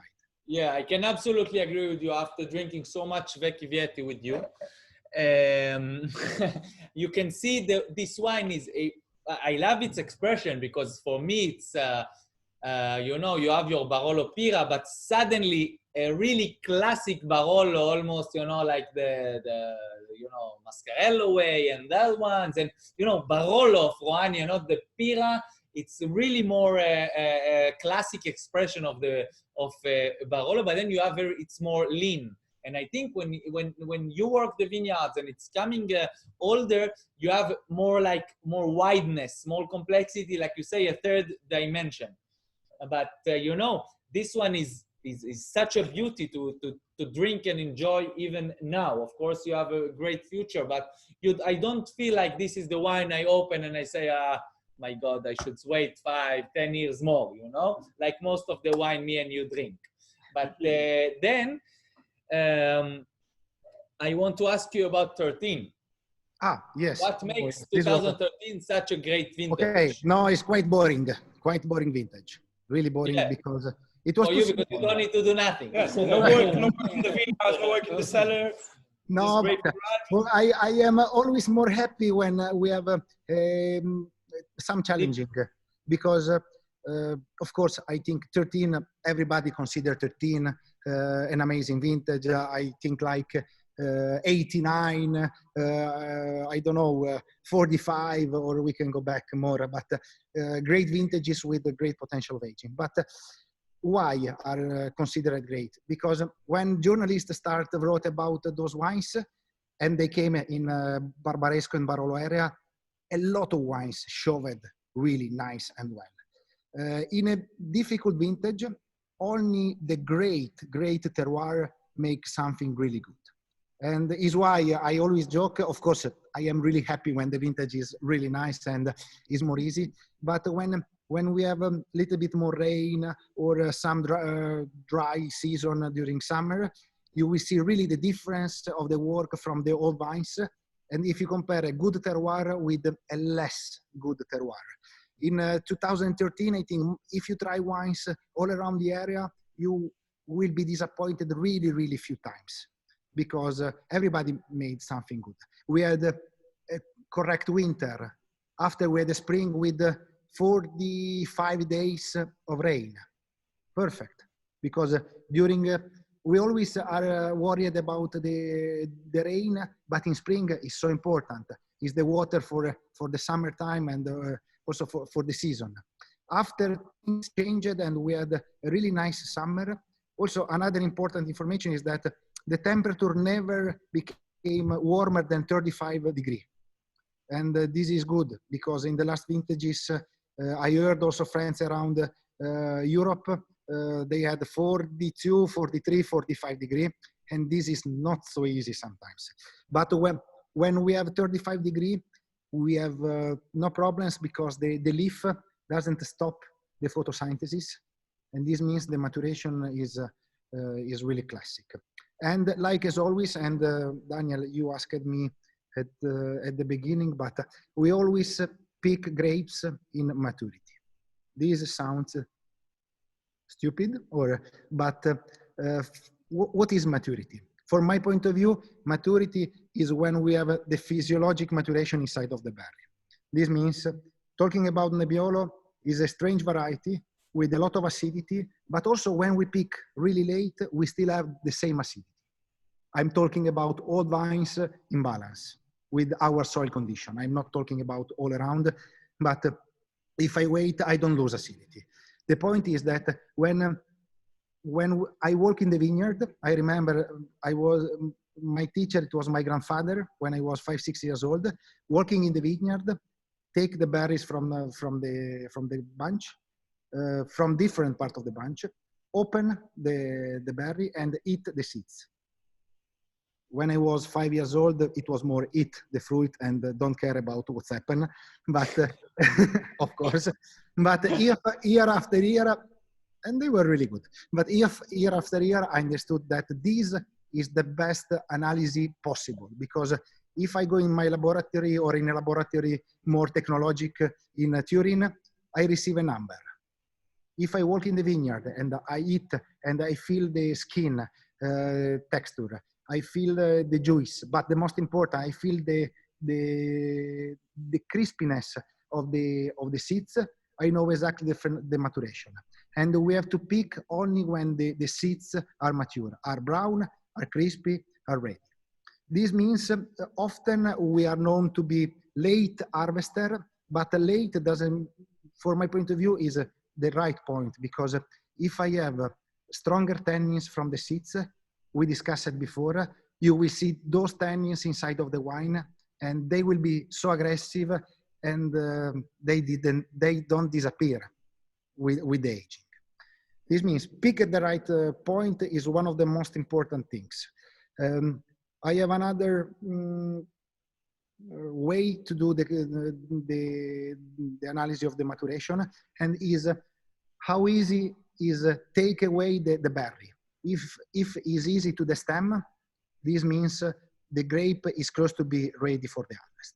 And this doesn't happen every year, but in a vineyard, when I see the berries start cry, this means in a small vineyard like Montefico, 0.24 hectares, I walk around in the vineyard and I see... Don't tell anybody about it. Don't tell anybody about it. No, but for example, I work in a vineyard small, like Montefico. This means I have to pick a vineyard in 2-3 hours, half day maximum. I see three, 4 bunches with one berry, with a little drop who come outside. This means it's the perfect physiologic maturation. And in the last years, we always harvested at this point. The day after, this will be botrytis. And this is not good. We have to take away this berry. But at this point, it's perfect. And we always pick in this time. Sometimes people ask about the harvest time, and for Nebbiolo is really long. 3 weeks, sometimes 20, 25 days. We start from the older vines, south, exposed, we go in southwest, and we end in east. Older vines, and after younger and younger, at the end, the young vines. This means really long time, but for pick the parcel at the right time, we have only half day. This is important because sometimes people think, oh, okay, you have a lot of time. No, for pick the parcel, we have only a few hours. Before is too early, after is too late. Luca. Yes. Having you here again, it's such a great, the wine is spectacular. I don't have any more. No. Daniel, I can change a bit, but you know, I'm very happy that you just open up for 2 of your very good friends in Burgundy. For the next wines, I'm sure you can stay with us, go to your cellar, bring the bottle of Dujac and another bottle of Roumier, or for you from Jeremy and Christophe, and keep join us on the tasting, and after it's the vinification of Jeremy, and after from Christophe, and we don't really need anyone. So, you know, having you here, but I'm quite jealous. I really think I'm so happy to introduce you to our clients. We have about 32 people here that could have your wine today until their house. That it's a great thing, sitting in different saloons and having this opportunity. I think without this maybe crazy time of the world, but it builds us new opportunities and a really great time to have you here with us, to everyone hear you, feel your vibration, and not only your wine. Many people today tasted for the first time maybe also your wines, and you know, for me what you do, it's an amazing work, and it's really to see someone that have so much passion and so much positive things to say about so many other winemakers, and have so much confidence about your work. And it's really an unbelievable honor to have you with me, and I really hope your friend will be here soon with us after. Maybe you can tell us some small things more about your new winery we have behind you, when it has been built. Which one? No, the one you. And I'm really seeing that we have also Jeremy with us, so maybe we can unmute Jeremy and let a few words saying by him and you before introducing. So Jeremy Sess from Domaine Dujac is here with us for the first time with many Israeli clients we have also for the Dujac wines. Have you both on the same screen is more than a dream. I don't think I could dream about it in the night. So thank you for having my dream before my night. Hello, Daniel. Jeremy. Hi. Ciao, Luca.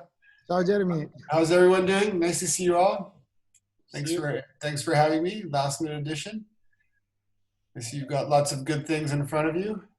I'm sorry, I've just joined, so you're going to have to catch me up or tell me what I'm supposed to talk about, if anything.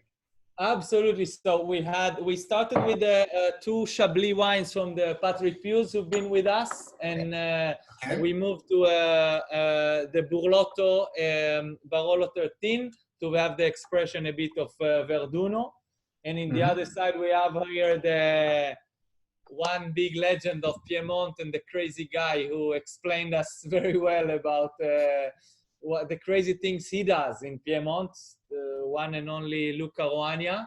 And now we can really serve the Morey Saint-Denis 2017 from you. And it's really an amazing honor to have you also here with us. And you have such a great fans for your wines in Israel. Personally, you have me always from your father's side to now times to all the time, which one of my personal favorite wineries in Burgundy. And I think I can move on for you to explain us a bit of the domain, the Dujac, and the Sess family, which have the Dujac, and from the Morey Saint-Denis. So we are moving to Pinot Noir, although Luca moved us quite I don't nicely. want to cut anything short. I mean, Luca's got a big winery to talk about there. So if you want to do a tour, we can give it a bit of time. Exactly. If we don't have nothing to do, Luca can just move with his computer and go to go around it. Because Luca, until now you didn't show us the jail, where you store all the bottles. It's a good place to be locked up.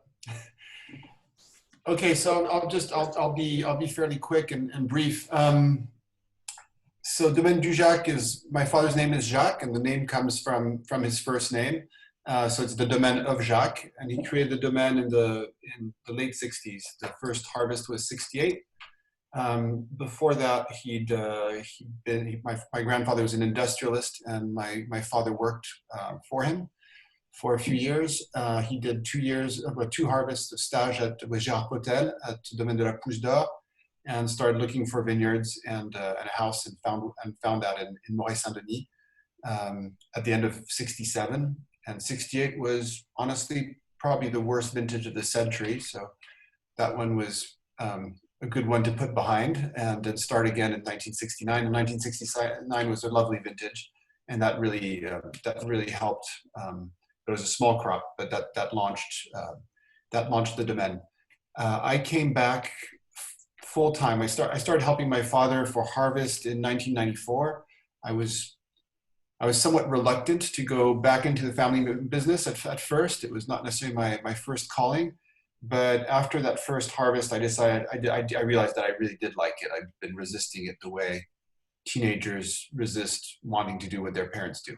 And at some point you think, okay, maybe there's a valid reason for this, but if it's just to try to define my identity, maybe I can find other ways to do so.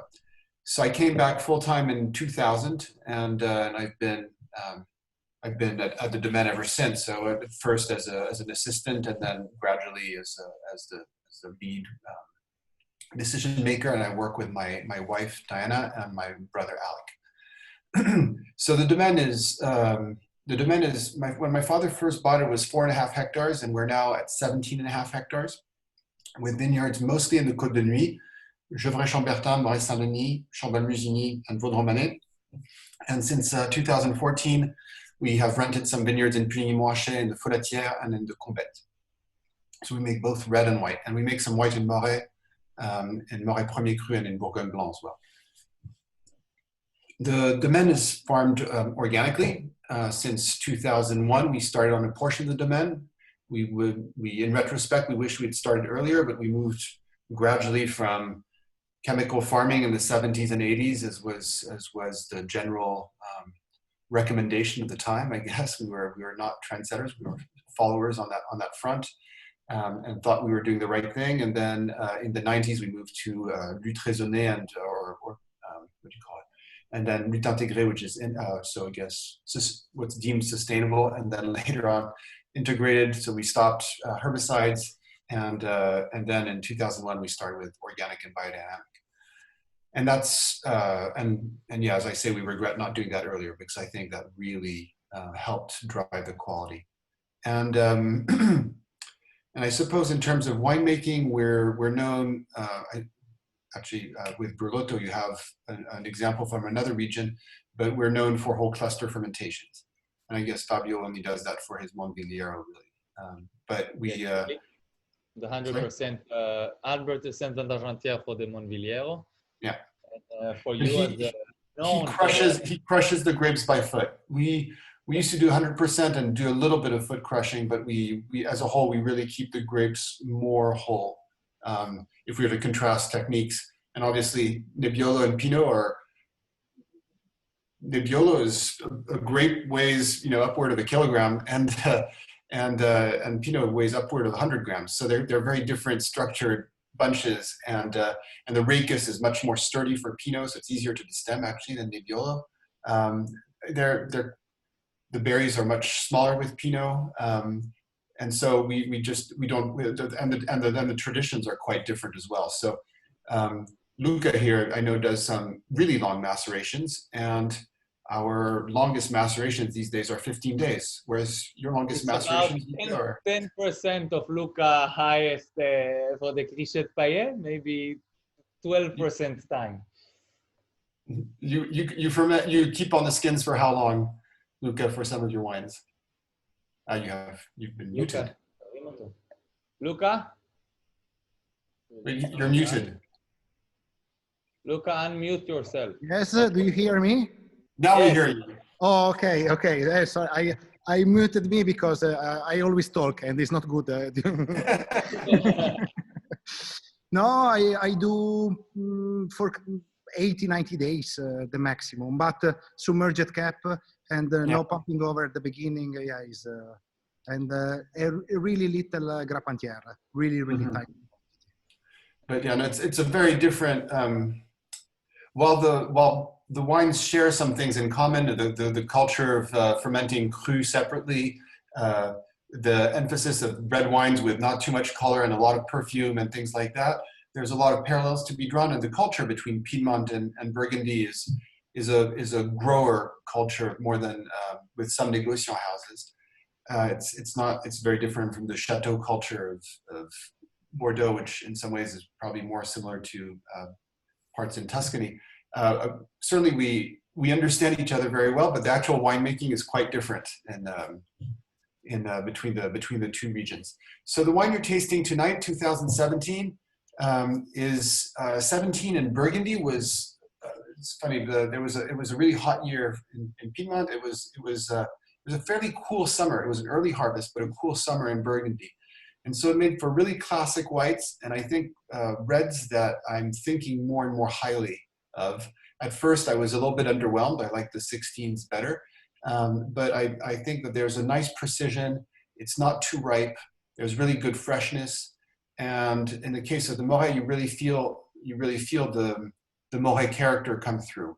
Which is, Morey is a village that aromatically there's some spiciness to it. But it's not as exotic as the spice of Vosne-Romanée. It's more things like cinnamon, nutmeg. It's what you can nickname it pantry spice. And the tannins are quite different from both Gevrey-Chambertin and Chambolle-Musigny, the two neighboring villages. There's always a slight graininess to the tannins of Morey. But what I like compared also to some of the Vendange side, inside the greeniness side of Morey, which you like to giving a bit more expression for it with the kind of Vendange. So for sure, the whole cluster character kind of comes through in our wines, and so that can be for some people there's a slight mintiness, but certainly there's a slight greenness to them, which some people really can't stand and some people like a lot. It can also bring a slightly peppery character, floral characters as well. So it's, it depends on people's, what people react to or what they perceive first and foremost. I now just say a whole cluster character because that's what it tastes like to me. And I have to try to differentiate that from the natural character of Morey. But Morey, what I like about it is, for me, sometimes Gevrey-Chambertin, which makes the village with incredible wines, but there's a certain warmth to Morey, which I like, which I don't find in Gevrey. And for me, it tastes like home. So I like that side of Morey a lot. And which is very difficult to find a Morey village, but it's very easy to find a lot of Gevrey village. Gevrey is much, much bigger than Morey. There's only 60 hectares of Morey, and I think there's roughly 60 hectares of Morey village, and there's something like 300 hectares of Gevrey-Chambertin village. So yes, there's more around.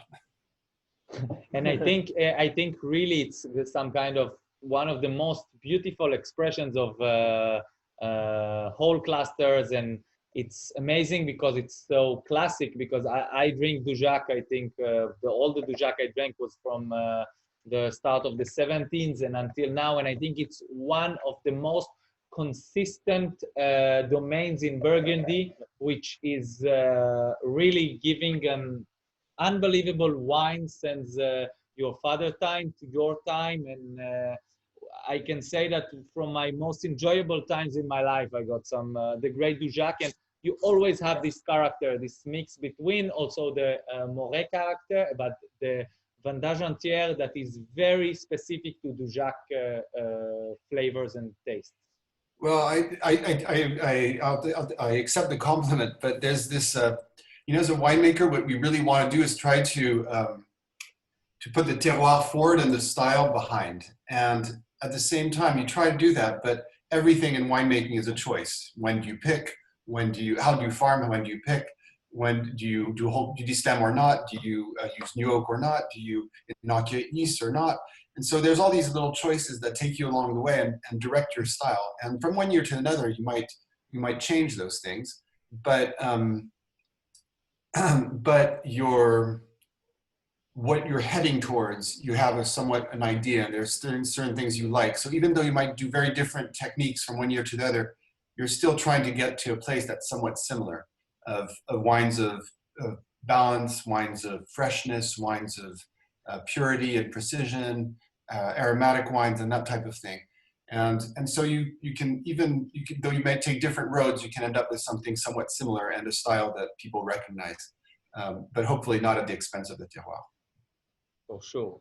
No, that was always the beauty, I think, the mix between the terroir always forward and the beauty of the style. I think for Luca is the same way, great expression of the terroir and the soil, but actually many others have this soil and the terroirs. And to be a unicorn and to be unique and make your own style, it's always a mix between. Can you tell us a bit about the Morey village from the parcels, the character of the parcels, and overall a little bit about the wines of Dujac in Morey? I know, of course, we have many others, but if we concentrate on the Morey, which you have the Clos de la Roche. No, otherwise we'll be there all night. We make something like 21 different wines plus the négoce. Exactly. So the Morey village you're having is a mix, a blend of made in tank from the start. Most of it comes from the Climat Les Porous, and Les Porous is between the main, the domaine really, the house where my parents live and where the cellars are. It's between that and the RN74, and there we have about 2.5 hectares of Morey village. We will put the Morey village map up. So you see where La Bussière is? Yeah. Kind of lower left? Yeah.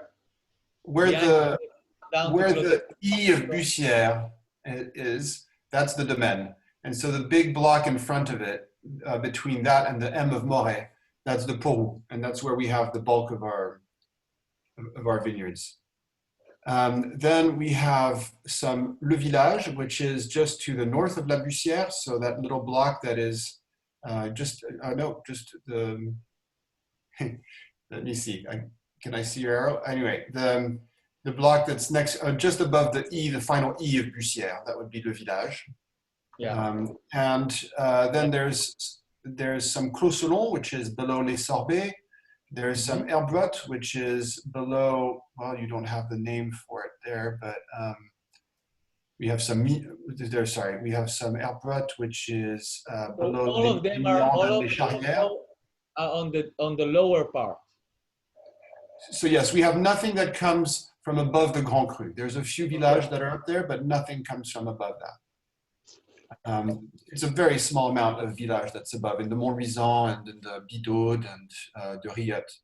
But yeah, all of ours. So the soils there are a little bit deeper. They're quite clay rich, which brings some power and some structure to the wines. The clay is always quite tannic compared to the more rocky soils. And well, what can I tell you more? I don't know. That's kind of the Morey, but it's a blend of different locations.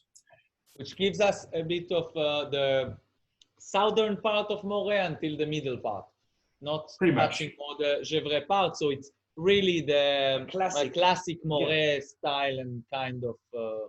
But Morey being only 60 hectares, honestly, there's no bad parts for village in Morey.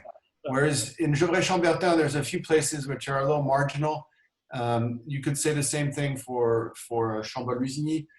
Most of it is good, but there's a few places that are less exciting, or certainly that people would not pay as much for.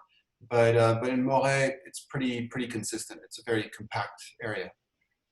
We also make a Morey Premier Cru, which is mostly from les Ruchots, and there's some Charrière, which I didn't see on your map, some Clos Sorbet, and some Miande. So it's a blend of 4 different places. The Charrière and the Miande we would make less than a barrel of if we vinify them separately, and that's just not an option and not possible, so we decide to make a blend. Then the Clos Saint-Denis is a blend of 2 parcels, 3 really, but because of different ages of planting. Clos Saint-Denis is the most elegant wine within the Morey Grand Crus, and Premier Crus for that matter. So it's always the silkiest in terms of tannin, and it is the most floral and perfumed wine from Morey. And Clos La Roche touches Clos Saint-Denis. There we have a number of blocks within, so at least 5 different climats, and in some of the climats we have multiple blocks. It's our second biggest holding behind Morey Village, and we have almost 2 hectares of Clos La Roche. So with Clos La Roche, it is more polished than Combotte, but it's a little more tannic than Clos Saint-Denis, more obvious tannin, more spicy. Just you feel the musk quite a lot, and there's a wildness to Clos La Roche. And how would I describe it? It's always got also more obvious power, more obvious structure, and more obvious power than Clos Saint-Denis. All the liquor and the power. And there's frequently aromas of graphite. It's more stony in a way, that kind of stony austerity. And I saw someone was asking about the négoce. I'll just have a quick word about the négociant wines. So we make, well, historically we started off with 3 négociant wines, all 3 villages, Chambolle, Morey, and Gevrey. Always a blend of parcels. The parcels of Morey are from what we might call the wrong side of the road, but actually in the same altitude curve. So this comes from Les Cogniers and Les Sevrés is the Morey village. And we harvest it as grapes, but and make the wine the same way as we do for the domaine, but they're always a bit softer because they're not farmed organically, and I think the skins aren't quite as thick. It's always a bit more fruit forward, and we use a little bit less new oak. And same for all 3 of them. And now we start making a Nuit Saint-Georges les crus, and we made a bit of a Nuit Saint-Georges les Damaudes, and both of those are a bit different from the domaine. We destem them a little bit more aggressively, so they're about 60% whole crust. That's and well, you have here a beautiful wine, and for 17, which is not such a known vintage, I think the freshness, the complexity, and it's so classic and beautiful. I I just drank 1 year ago the 16, and of course it's more a bit more powerful and energy and freshness, but I think today is more close, and enjoying the 17 right now, it's really nice, and I think in the few years coming, which the greater wines of the 17 will open up, but I think it's a really vintage that it's nice for the restaurants, for the people, for the private consumer to enjoy on the young side of it. I think it's a vintage that's going to be open earlier for sure than 16. The 16s have gone in quite big, and you really feel the ripeness, and aromatically they're shut down. And whereas the 17s, it's a kind of vintage a bit like 14, a little bit like 07, but it's denser than 07. And honestly, the wines always age. At this stage, there's never a vintage that doesn't last, for Village at least 15 years, and for Grand Cru 25 to 30. It seems even in the lighter vintages like 2000 is still good, and that was supposed to be a vintage for drinking in 5 years. But the 97 is still good, and that's. But I think your wines and the Domaine Dujac historical wines are Vin de Garde that really are the most amazing expression is a bit on time. It's depend on, of course, the vineyard, the quality and everything. But for the bigger vintages, it can age 100 years, and for the smaller ones, it's 20, 30 years. And maybe if you keep it in your freezer, but I'm not sure. I'm not buying any wines for my personal cellar that are made to last 100 years. Only to your not cellar. that optimistic. When we come to your cellar, but there is still no 100 years for the Domaine Dujac until now. No, not for another 48. Yeah. So tell me a little history. Our next wine will be the Chambolle Village for the Roumier. And okay. I know in the history you have some connection between Roumier and Dujac for the Graillet family, which you have been developed to the Dujac wineries from Graillet, and Roumier got the Clos de la Boussière from the same place. So I think the Roumier family purchased from Domaine Dujac, the house in which my parents live, in which the domaine is, and the first 4.5 hectares vineyard used to be called Domaine Graillet and belonged to the Graillet family. And Mr. Graillet sold to my father. But before that, his father had run out of money, I think in the 30s, and they owned Clos de la Boussière, and so the Roumier family purchased that from them. And a few decades later, they sold the rest, and that's how we ended it. My father had bought it in the original vineyards. There was a hectare of Clos Saint-Denis, and my father he bought it, and he had never tasted Clos Saint-Denis until he made it, which is I find that kind of crazy. When we bought Malconsard, the first thing I did was rush out, go buy a bottle of Malconsard and tried it. But with Clos Saint-Denis, no one was really bottling it. There was the négoce was putting it in other things, so you never saw it around. So it's kind of and for the name, as your family name and your father name is Sess, and I'm sure there's a few people here who can relate to having complicated last names to pronounce and have it massacred by people at school or that sort of thing. And so my father knew enough. My father knew enough about marketing that he said it's got to be pronounceable and it's got to be easy to remember. So when people call him, as I said, his name is Jacques. And so when people started referring to the vineyards of Jacques, it was Les Vignes du Jacques, and then it became Dujac. He contracted it and created a fantasy name, but that referred to his first name. Name has That's a great story. Just goes on the palate perfectly. Dujac, so I can exactly. Just gist. I just want to say a little bit some things about the Morey Village. I think they evolve amazingly with a little bit of aging, and for me, even d'Argentière, when it's aged, it's totally different than you first taste it, either in barrel or either a recent vintage in bottle. I think the some sort of herbal freshness or the greenness just disappeared, and a much more greater freshness just comes alive, and the fruit just getting a little bit more thin for me. just for me. So I wanted to check with you about your opinion on what does happen to a wine when it was vinified with Vendange after, let's say, 10, 15 years? It's so. I mean, I'm not necessarily the best placed person because I'm not objective at all, and you know, it's what I know, and I don't necessarily know the alternative at all with the same kind of intimacy or proximity. But what we like about it is it feels like, and not every grape variety is suitable for vendange entière. Not every location works, and some people would argue that it doesn't necessarily work for our wines. So it's really kind of a divisive issue. But I think that most winemakers would agree that there's no place where distemming doesn't work. Distemming works pretty much everywhere, and you can. So it's lower risk as a form of winemaking because also in your extraction, you can push it for longer without extracting vegetal flavors. You can. It offers a pretty wide range of styles, and you can do all sorts of things with it. With whole cluster, you can really screw up pretty quick. If it goes wrong, you end up with a wine that's horribly vegetal, super grassy, smells like green beans, super tannic, and and undrinkable. And I've made one of those once upon a time. So I feel like I speak with at least the experience of just how badly this can go wrong.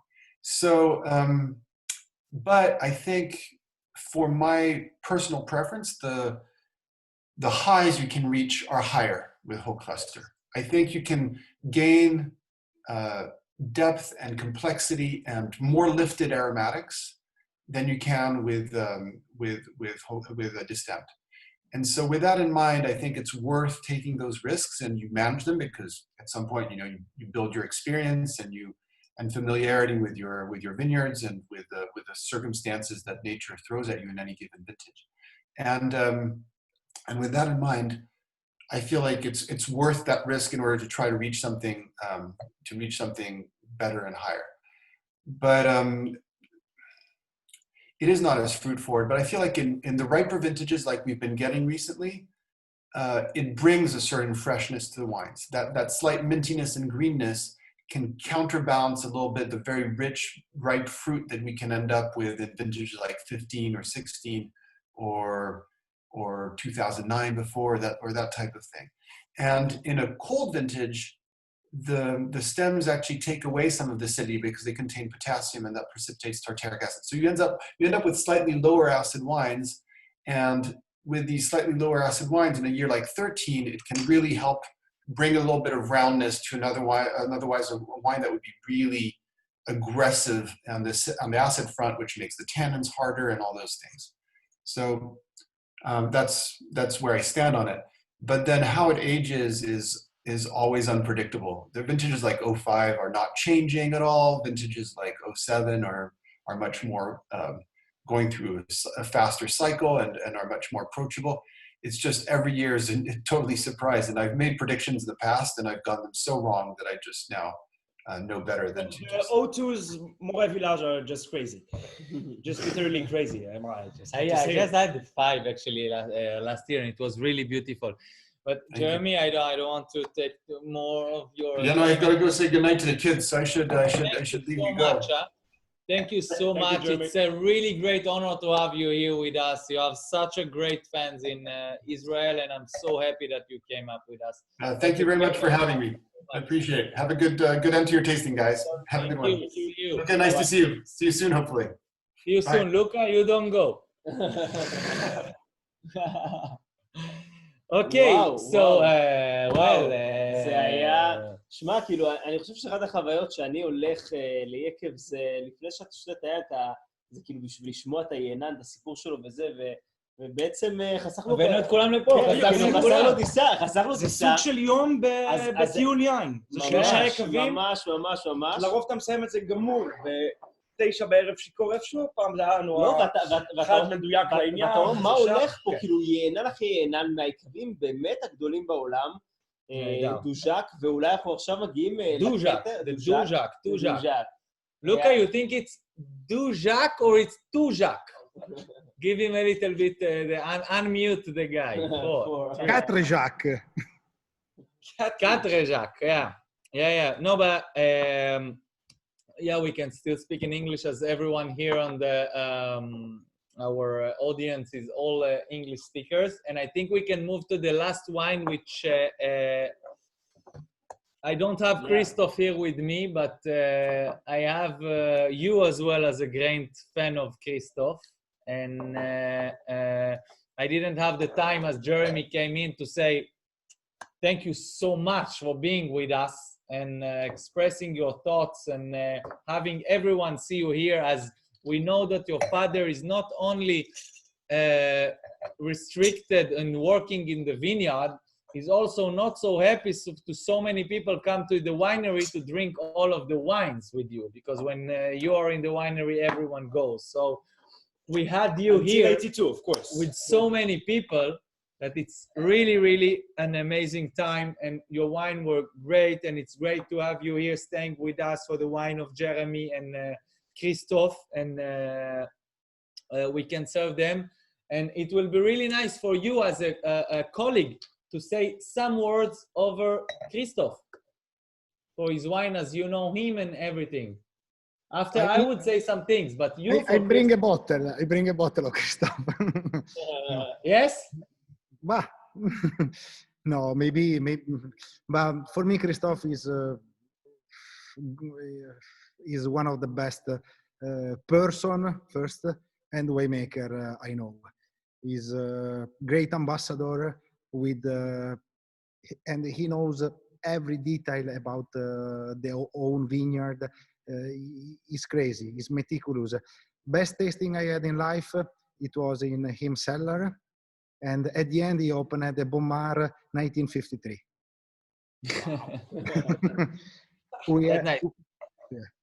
Yeah, so I will continue a little bit on Hebrew for the Roumier family and everything, but it's great you can stay with us here, and it's so fun to have you.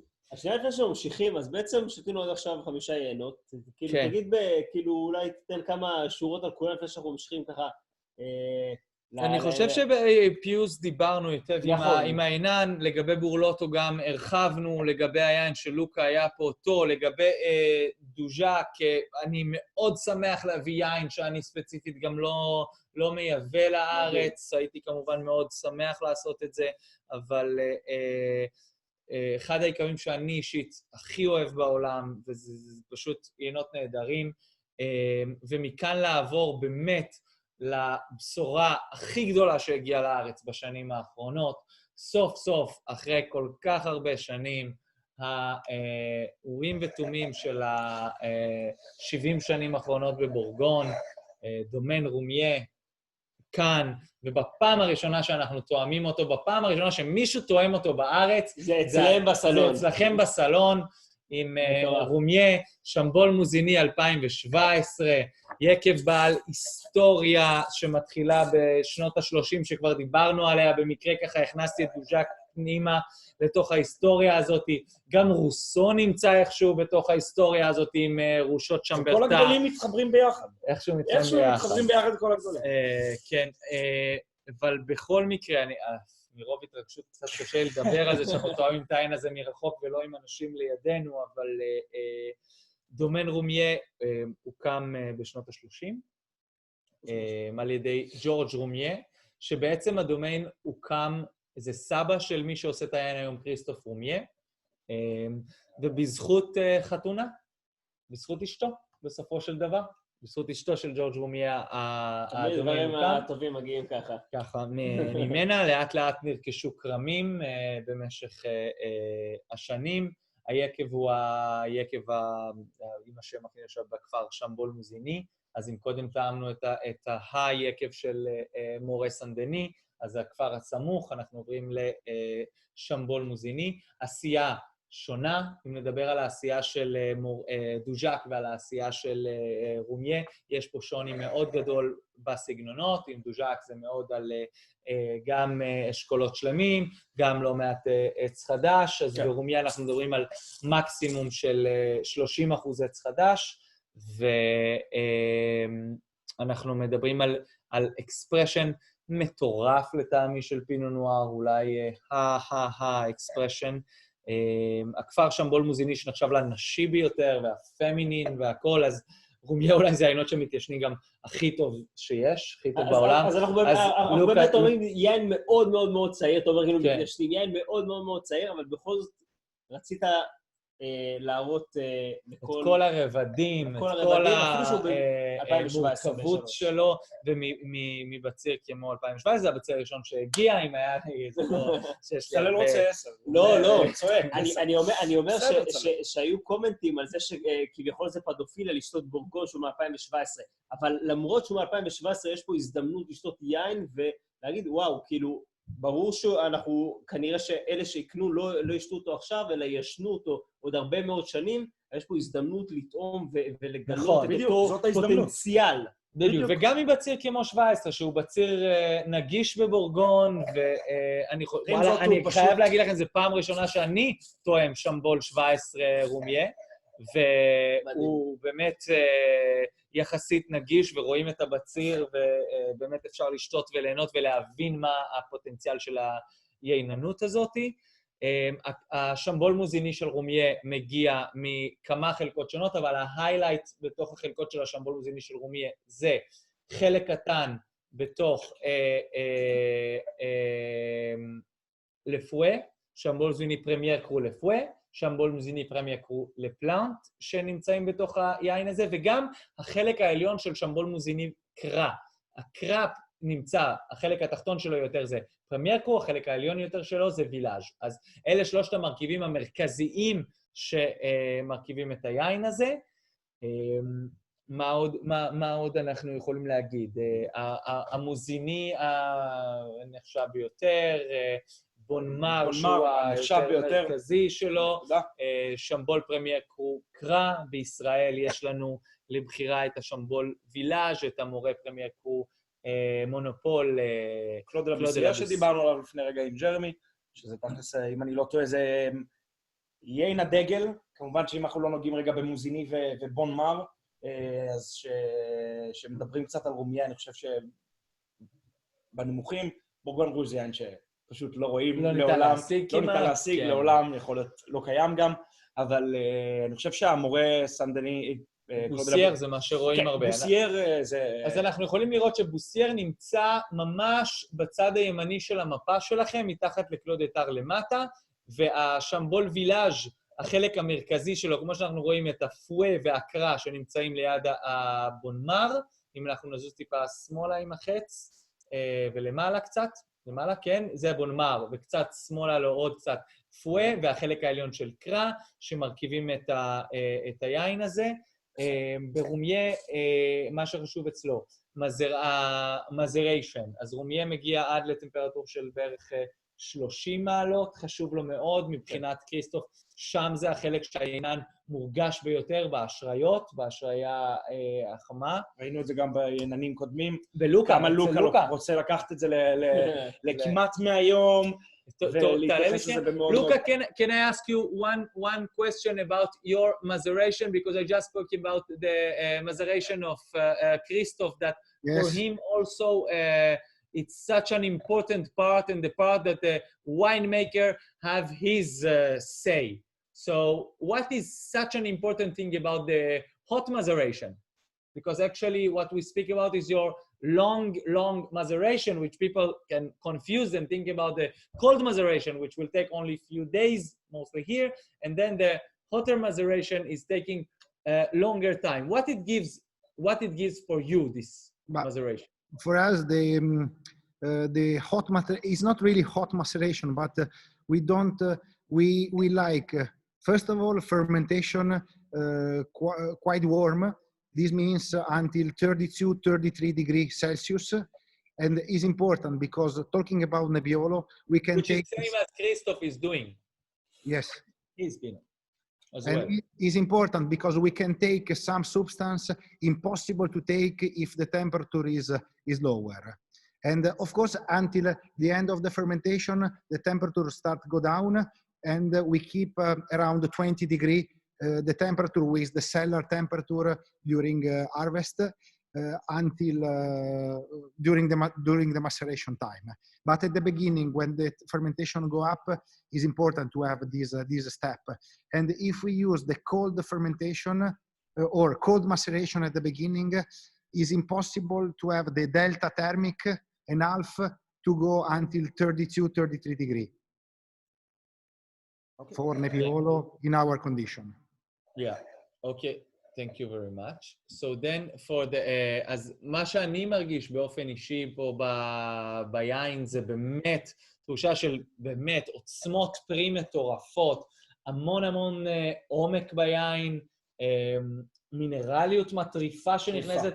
אתה לא מרגיש פה שיש פה איזה בציר שהוא לא בציר גדול, אתה מרגיש פה יין סופר רציני, גדול, מלא בעומק, מלא באושר, ואני חושב שזה הסמל של רומיה בעינות שלו.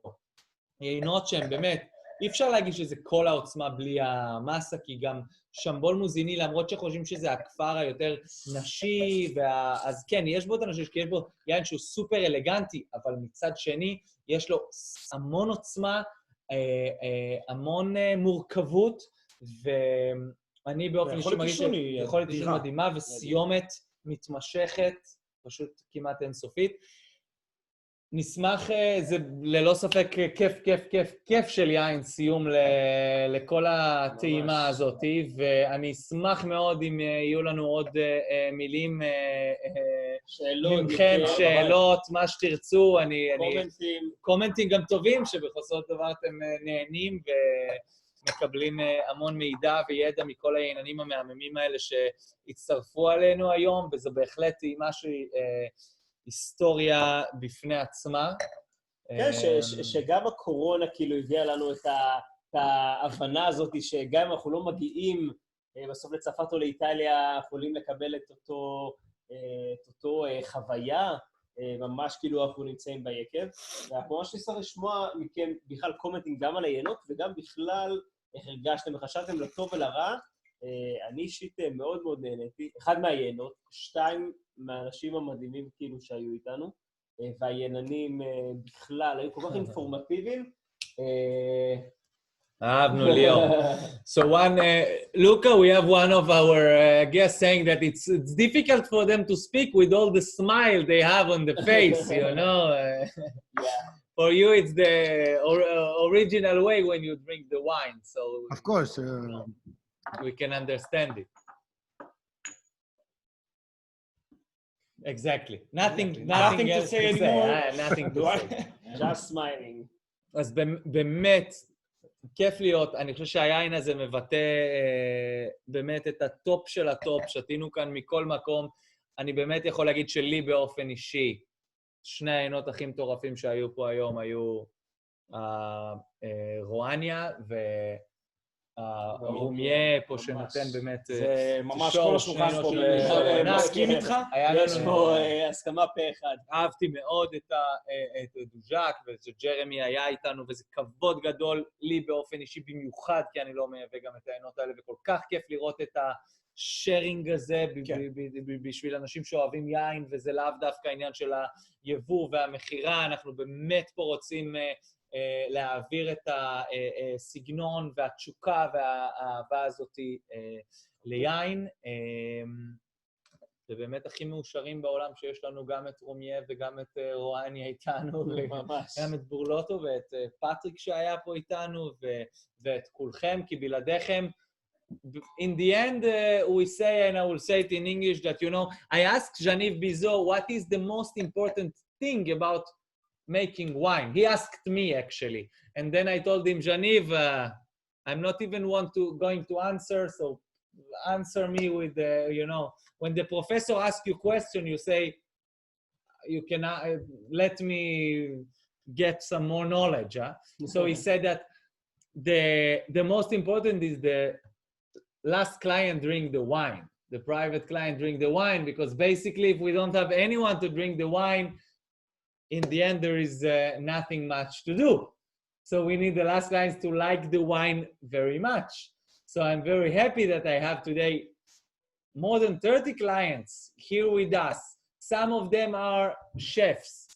Some of them are coming, are lawyers, some of them are journalists, some of them are from all over, and everything we have. And we are such a wine lovers all over here, having this wonderful tasting with us. I really hope you all enjoyed what we made and brought. And see you next Sunday. In 2 weeks. In 2 weeks, definitely. We're confusing everybody Definitely. in 2 weeks. And I hope we will have the winemaker with us. So, yeah. Luca, thank you so much to be here with us and See you expressing soon. yourself. See you soon in Piemonte, either with Daniel or Big without. pleasure. Thank you so much. Big pleasure. Organize some... And the best webinar I ever had. Exactly. Really well organized. Super. And I really hope we can, next time, we see your energy and everything here with us. And you have, of course, you have an open invitation to Thank you so Israel. much. Very difficult in the last 3 months, but I hope soon the air will open up again, the skies will open up, and we can see you soon. Huh? And also, you are always welcome here for check what's happened in this crazy cellar. So thank you very much. Thank you very much, Luca. Salute. Thank you for everybody. Ciao. Salute. Enjoy your night. Thank you. Thank you everyone. תודה רבה לכולם על הטעימה. אם יש לכם עוד שאלות, מילים, דברים, דבר על הרומיה, תמשיכו לשתות אותו בבית ואת כל שאר היינות, ונתראה בעוד שבועיים עם טעימה של דומן דה פליקן. 6 יינות של פליקן, יינות טבעיים. ולאחר מכן, אני יכול להגיד שכבר שבועיים אחר כך, אנחנו נטעם...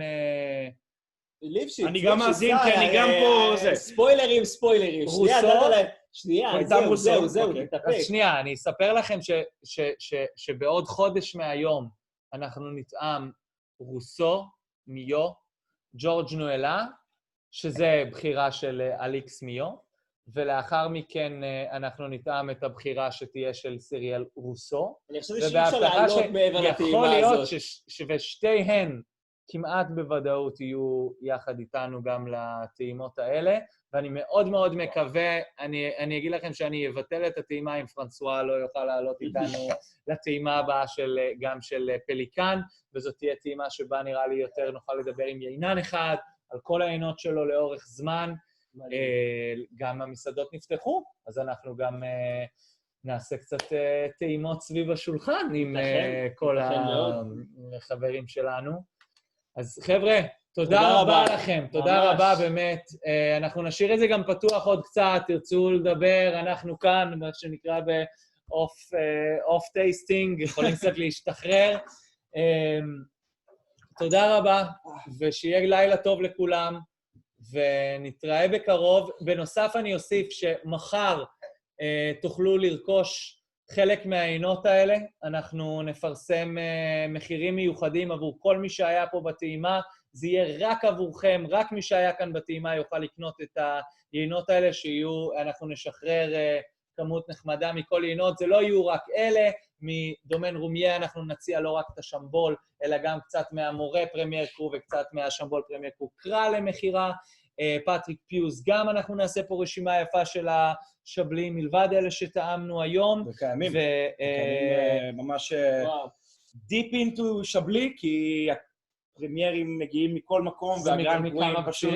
15, 16 ו-17. לגמרי...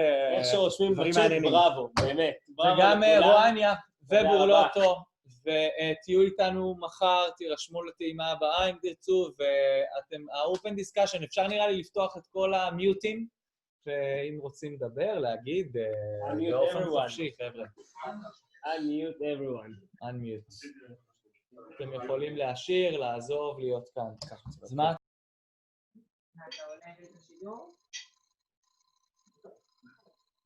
גם מאמינה למזלה טוב.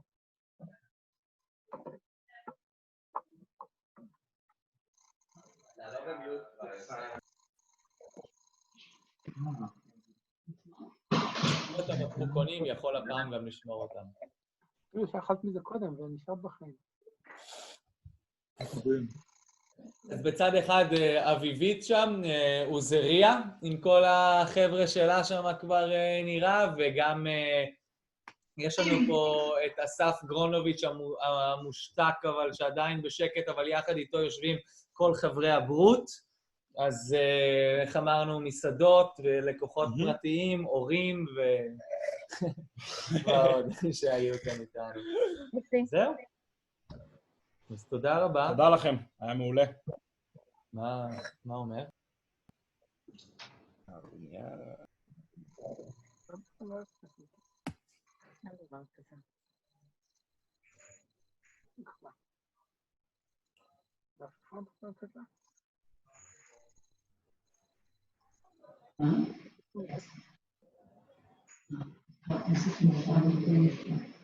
¿Sí?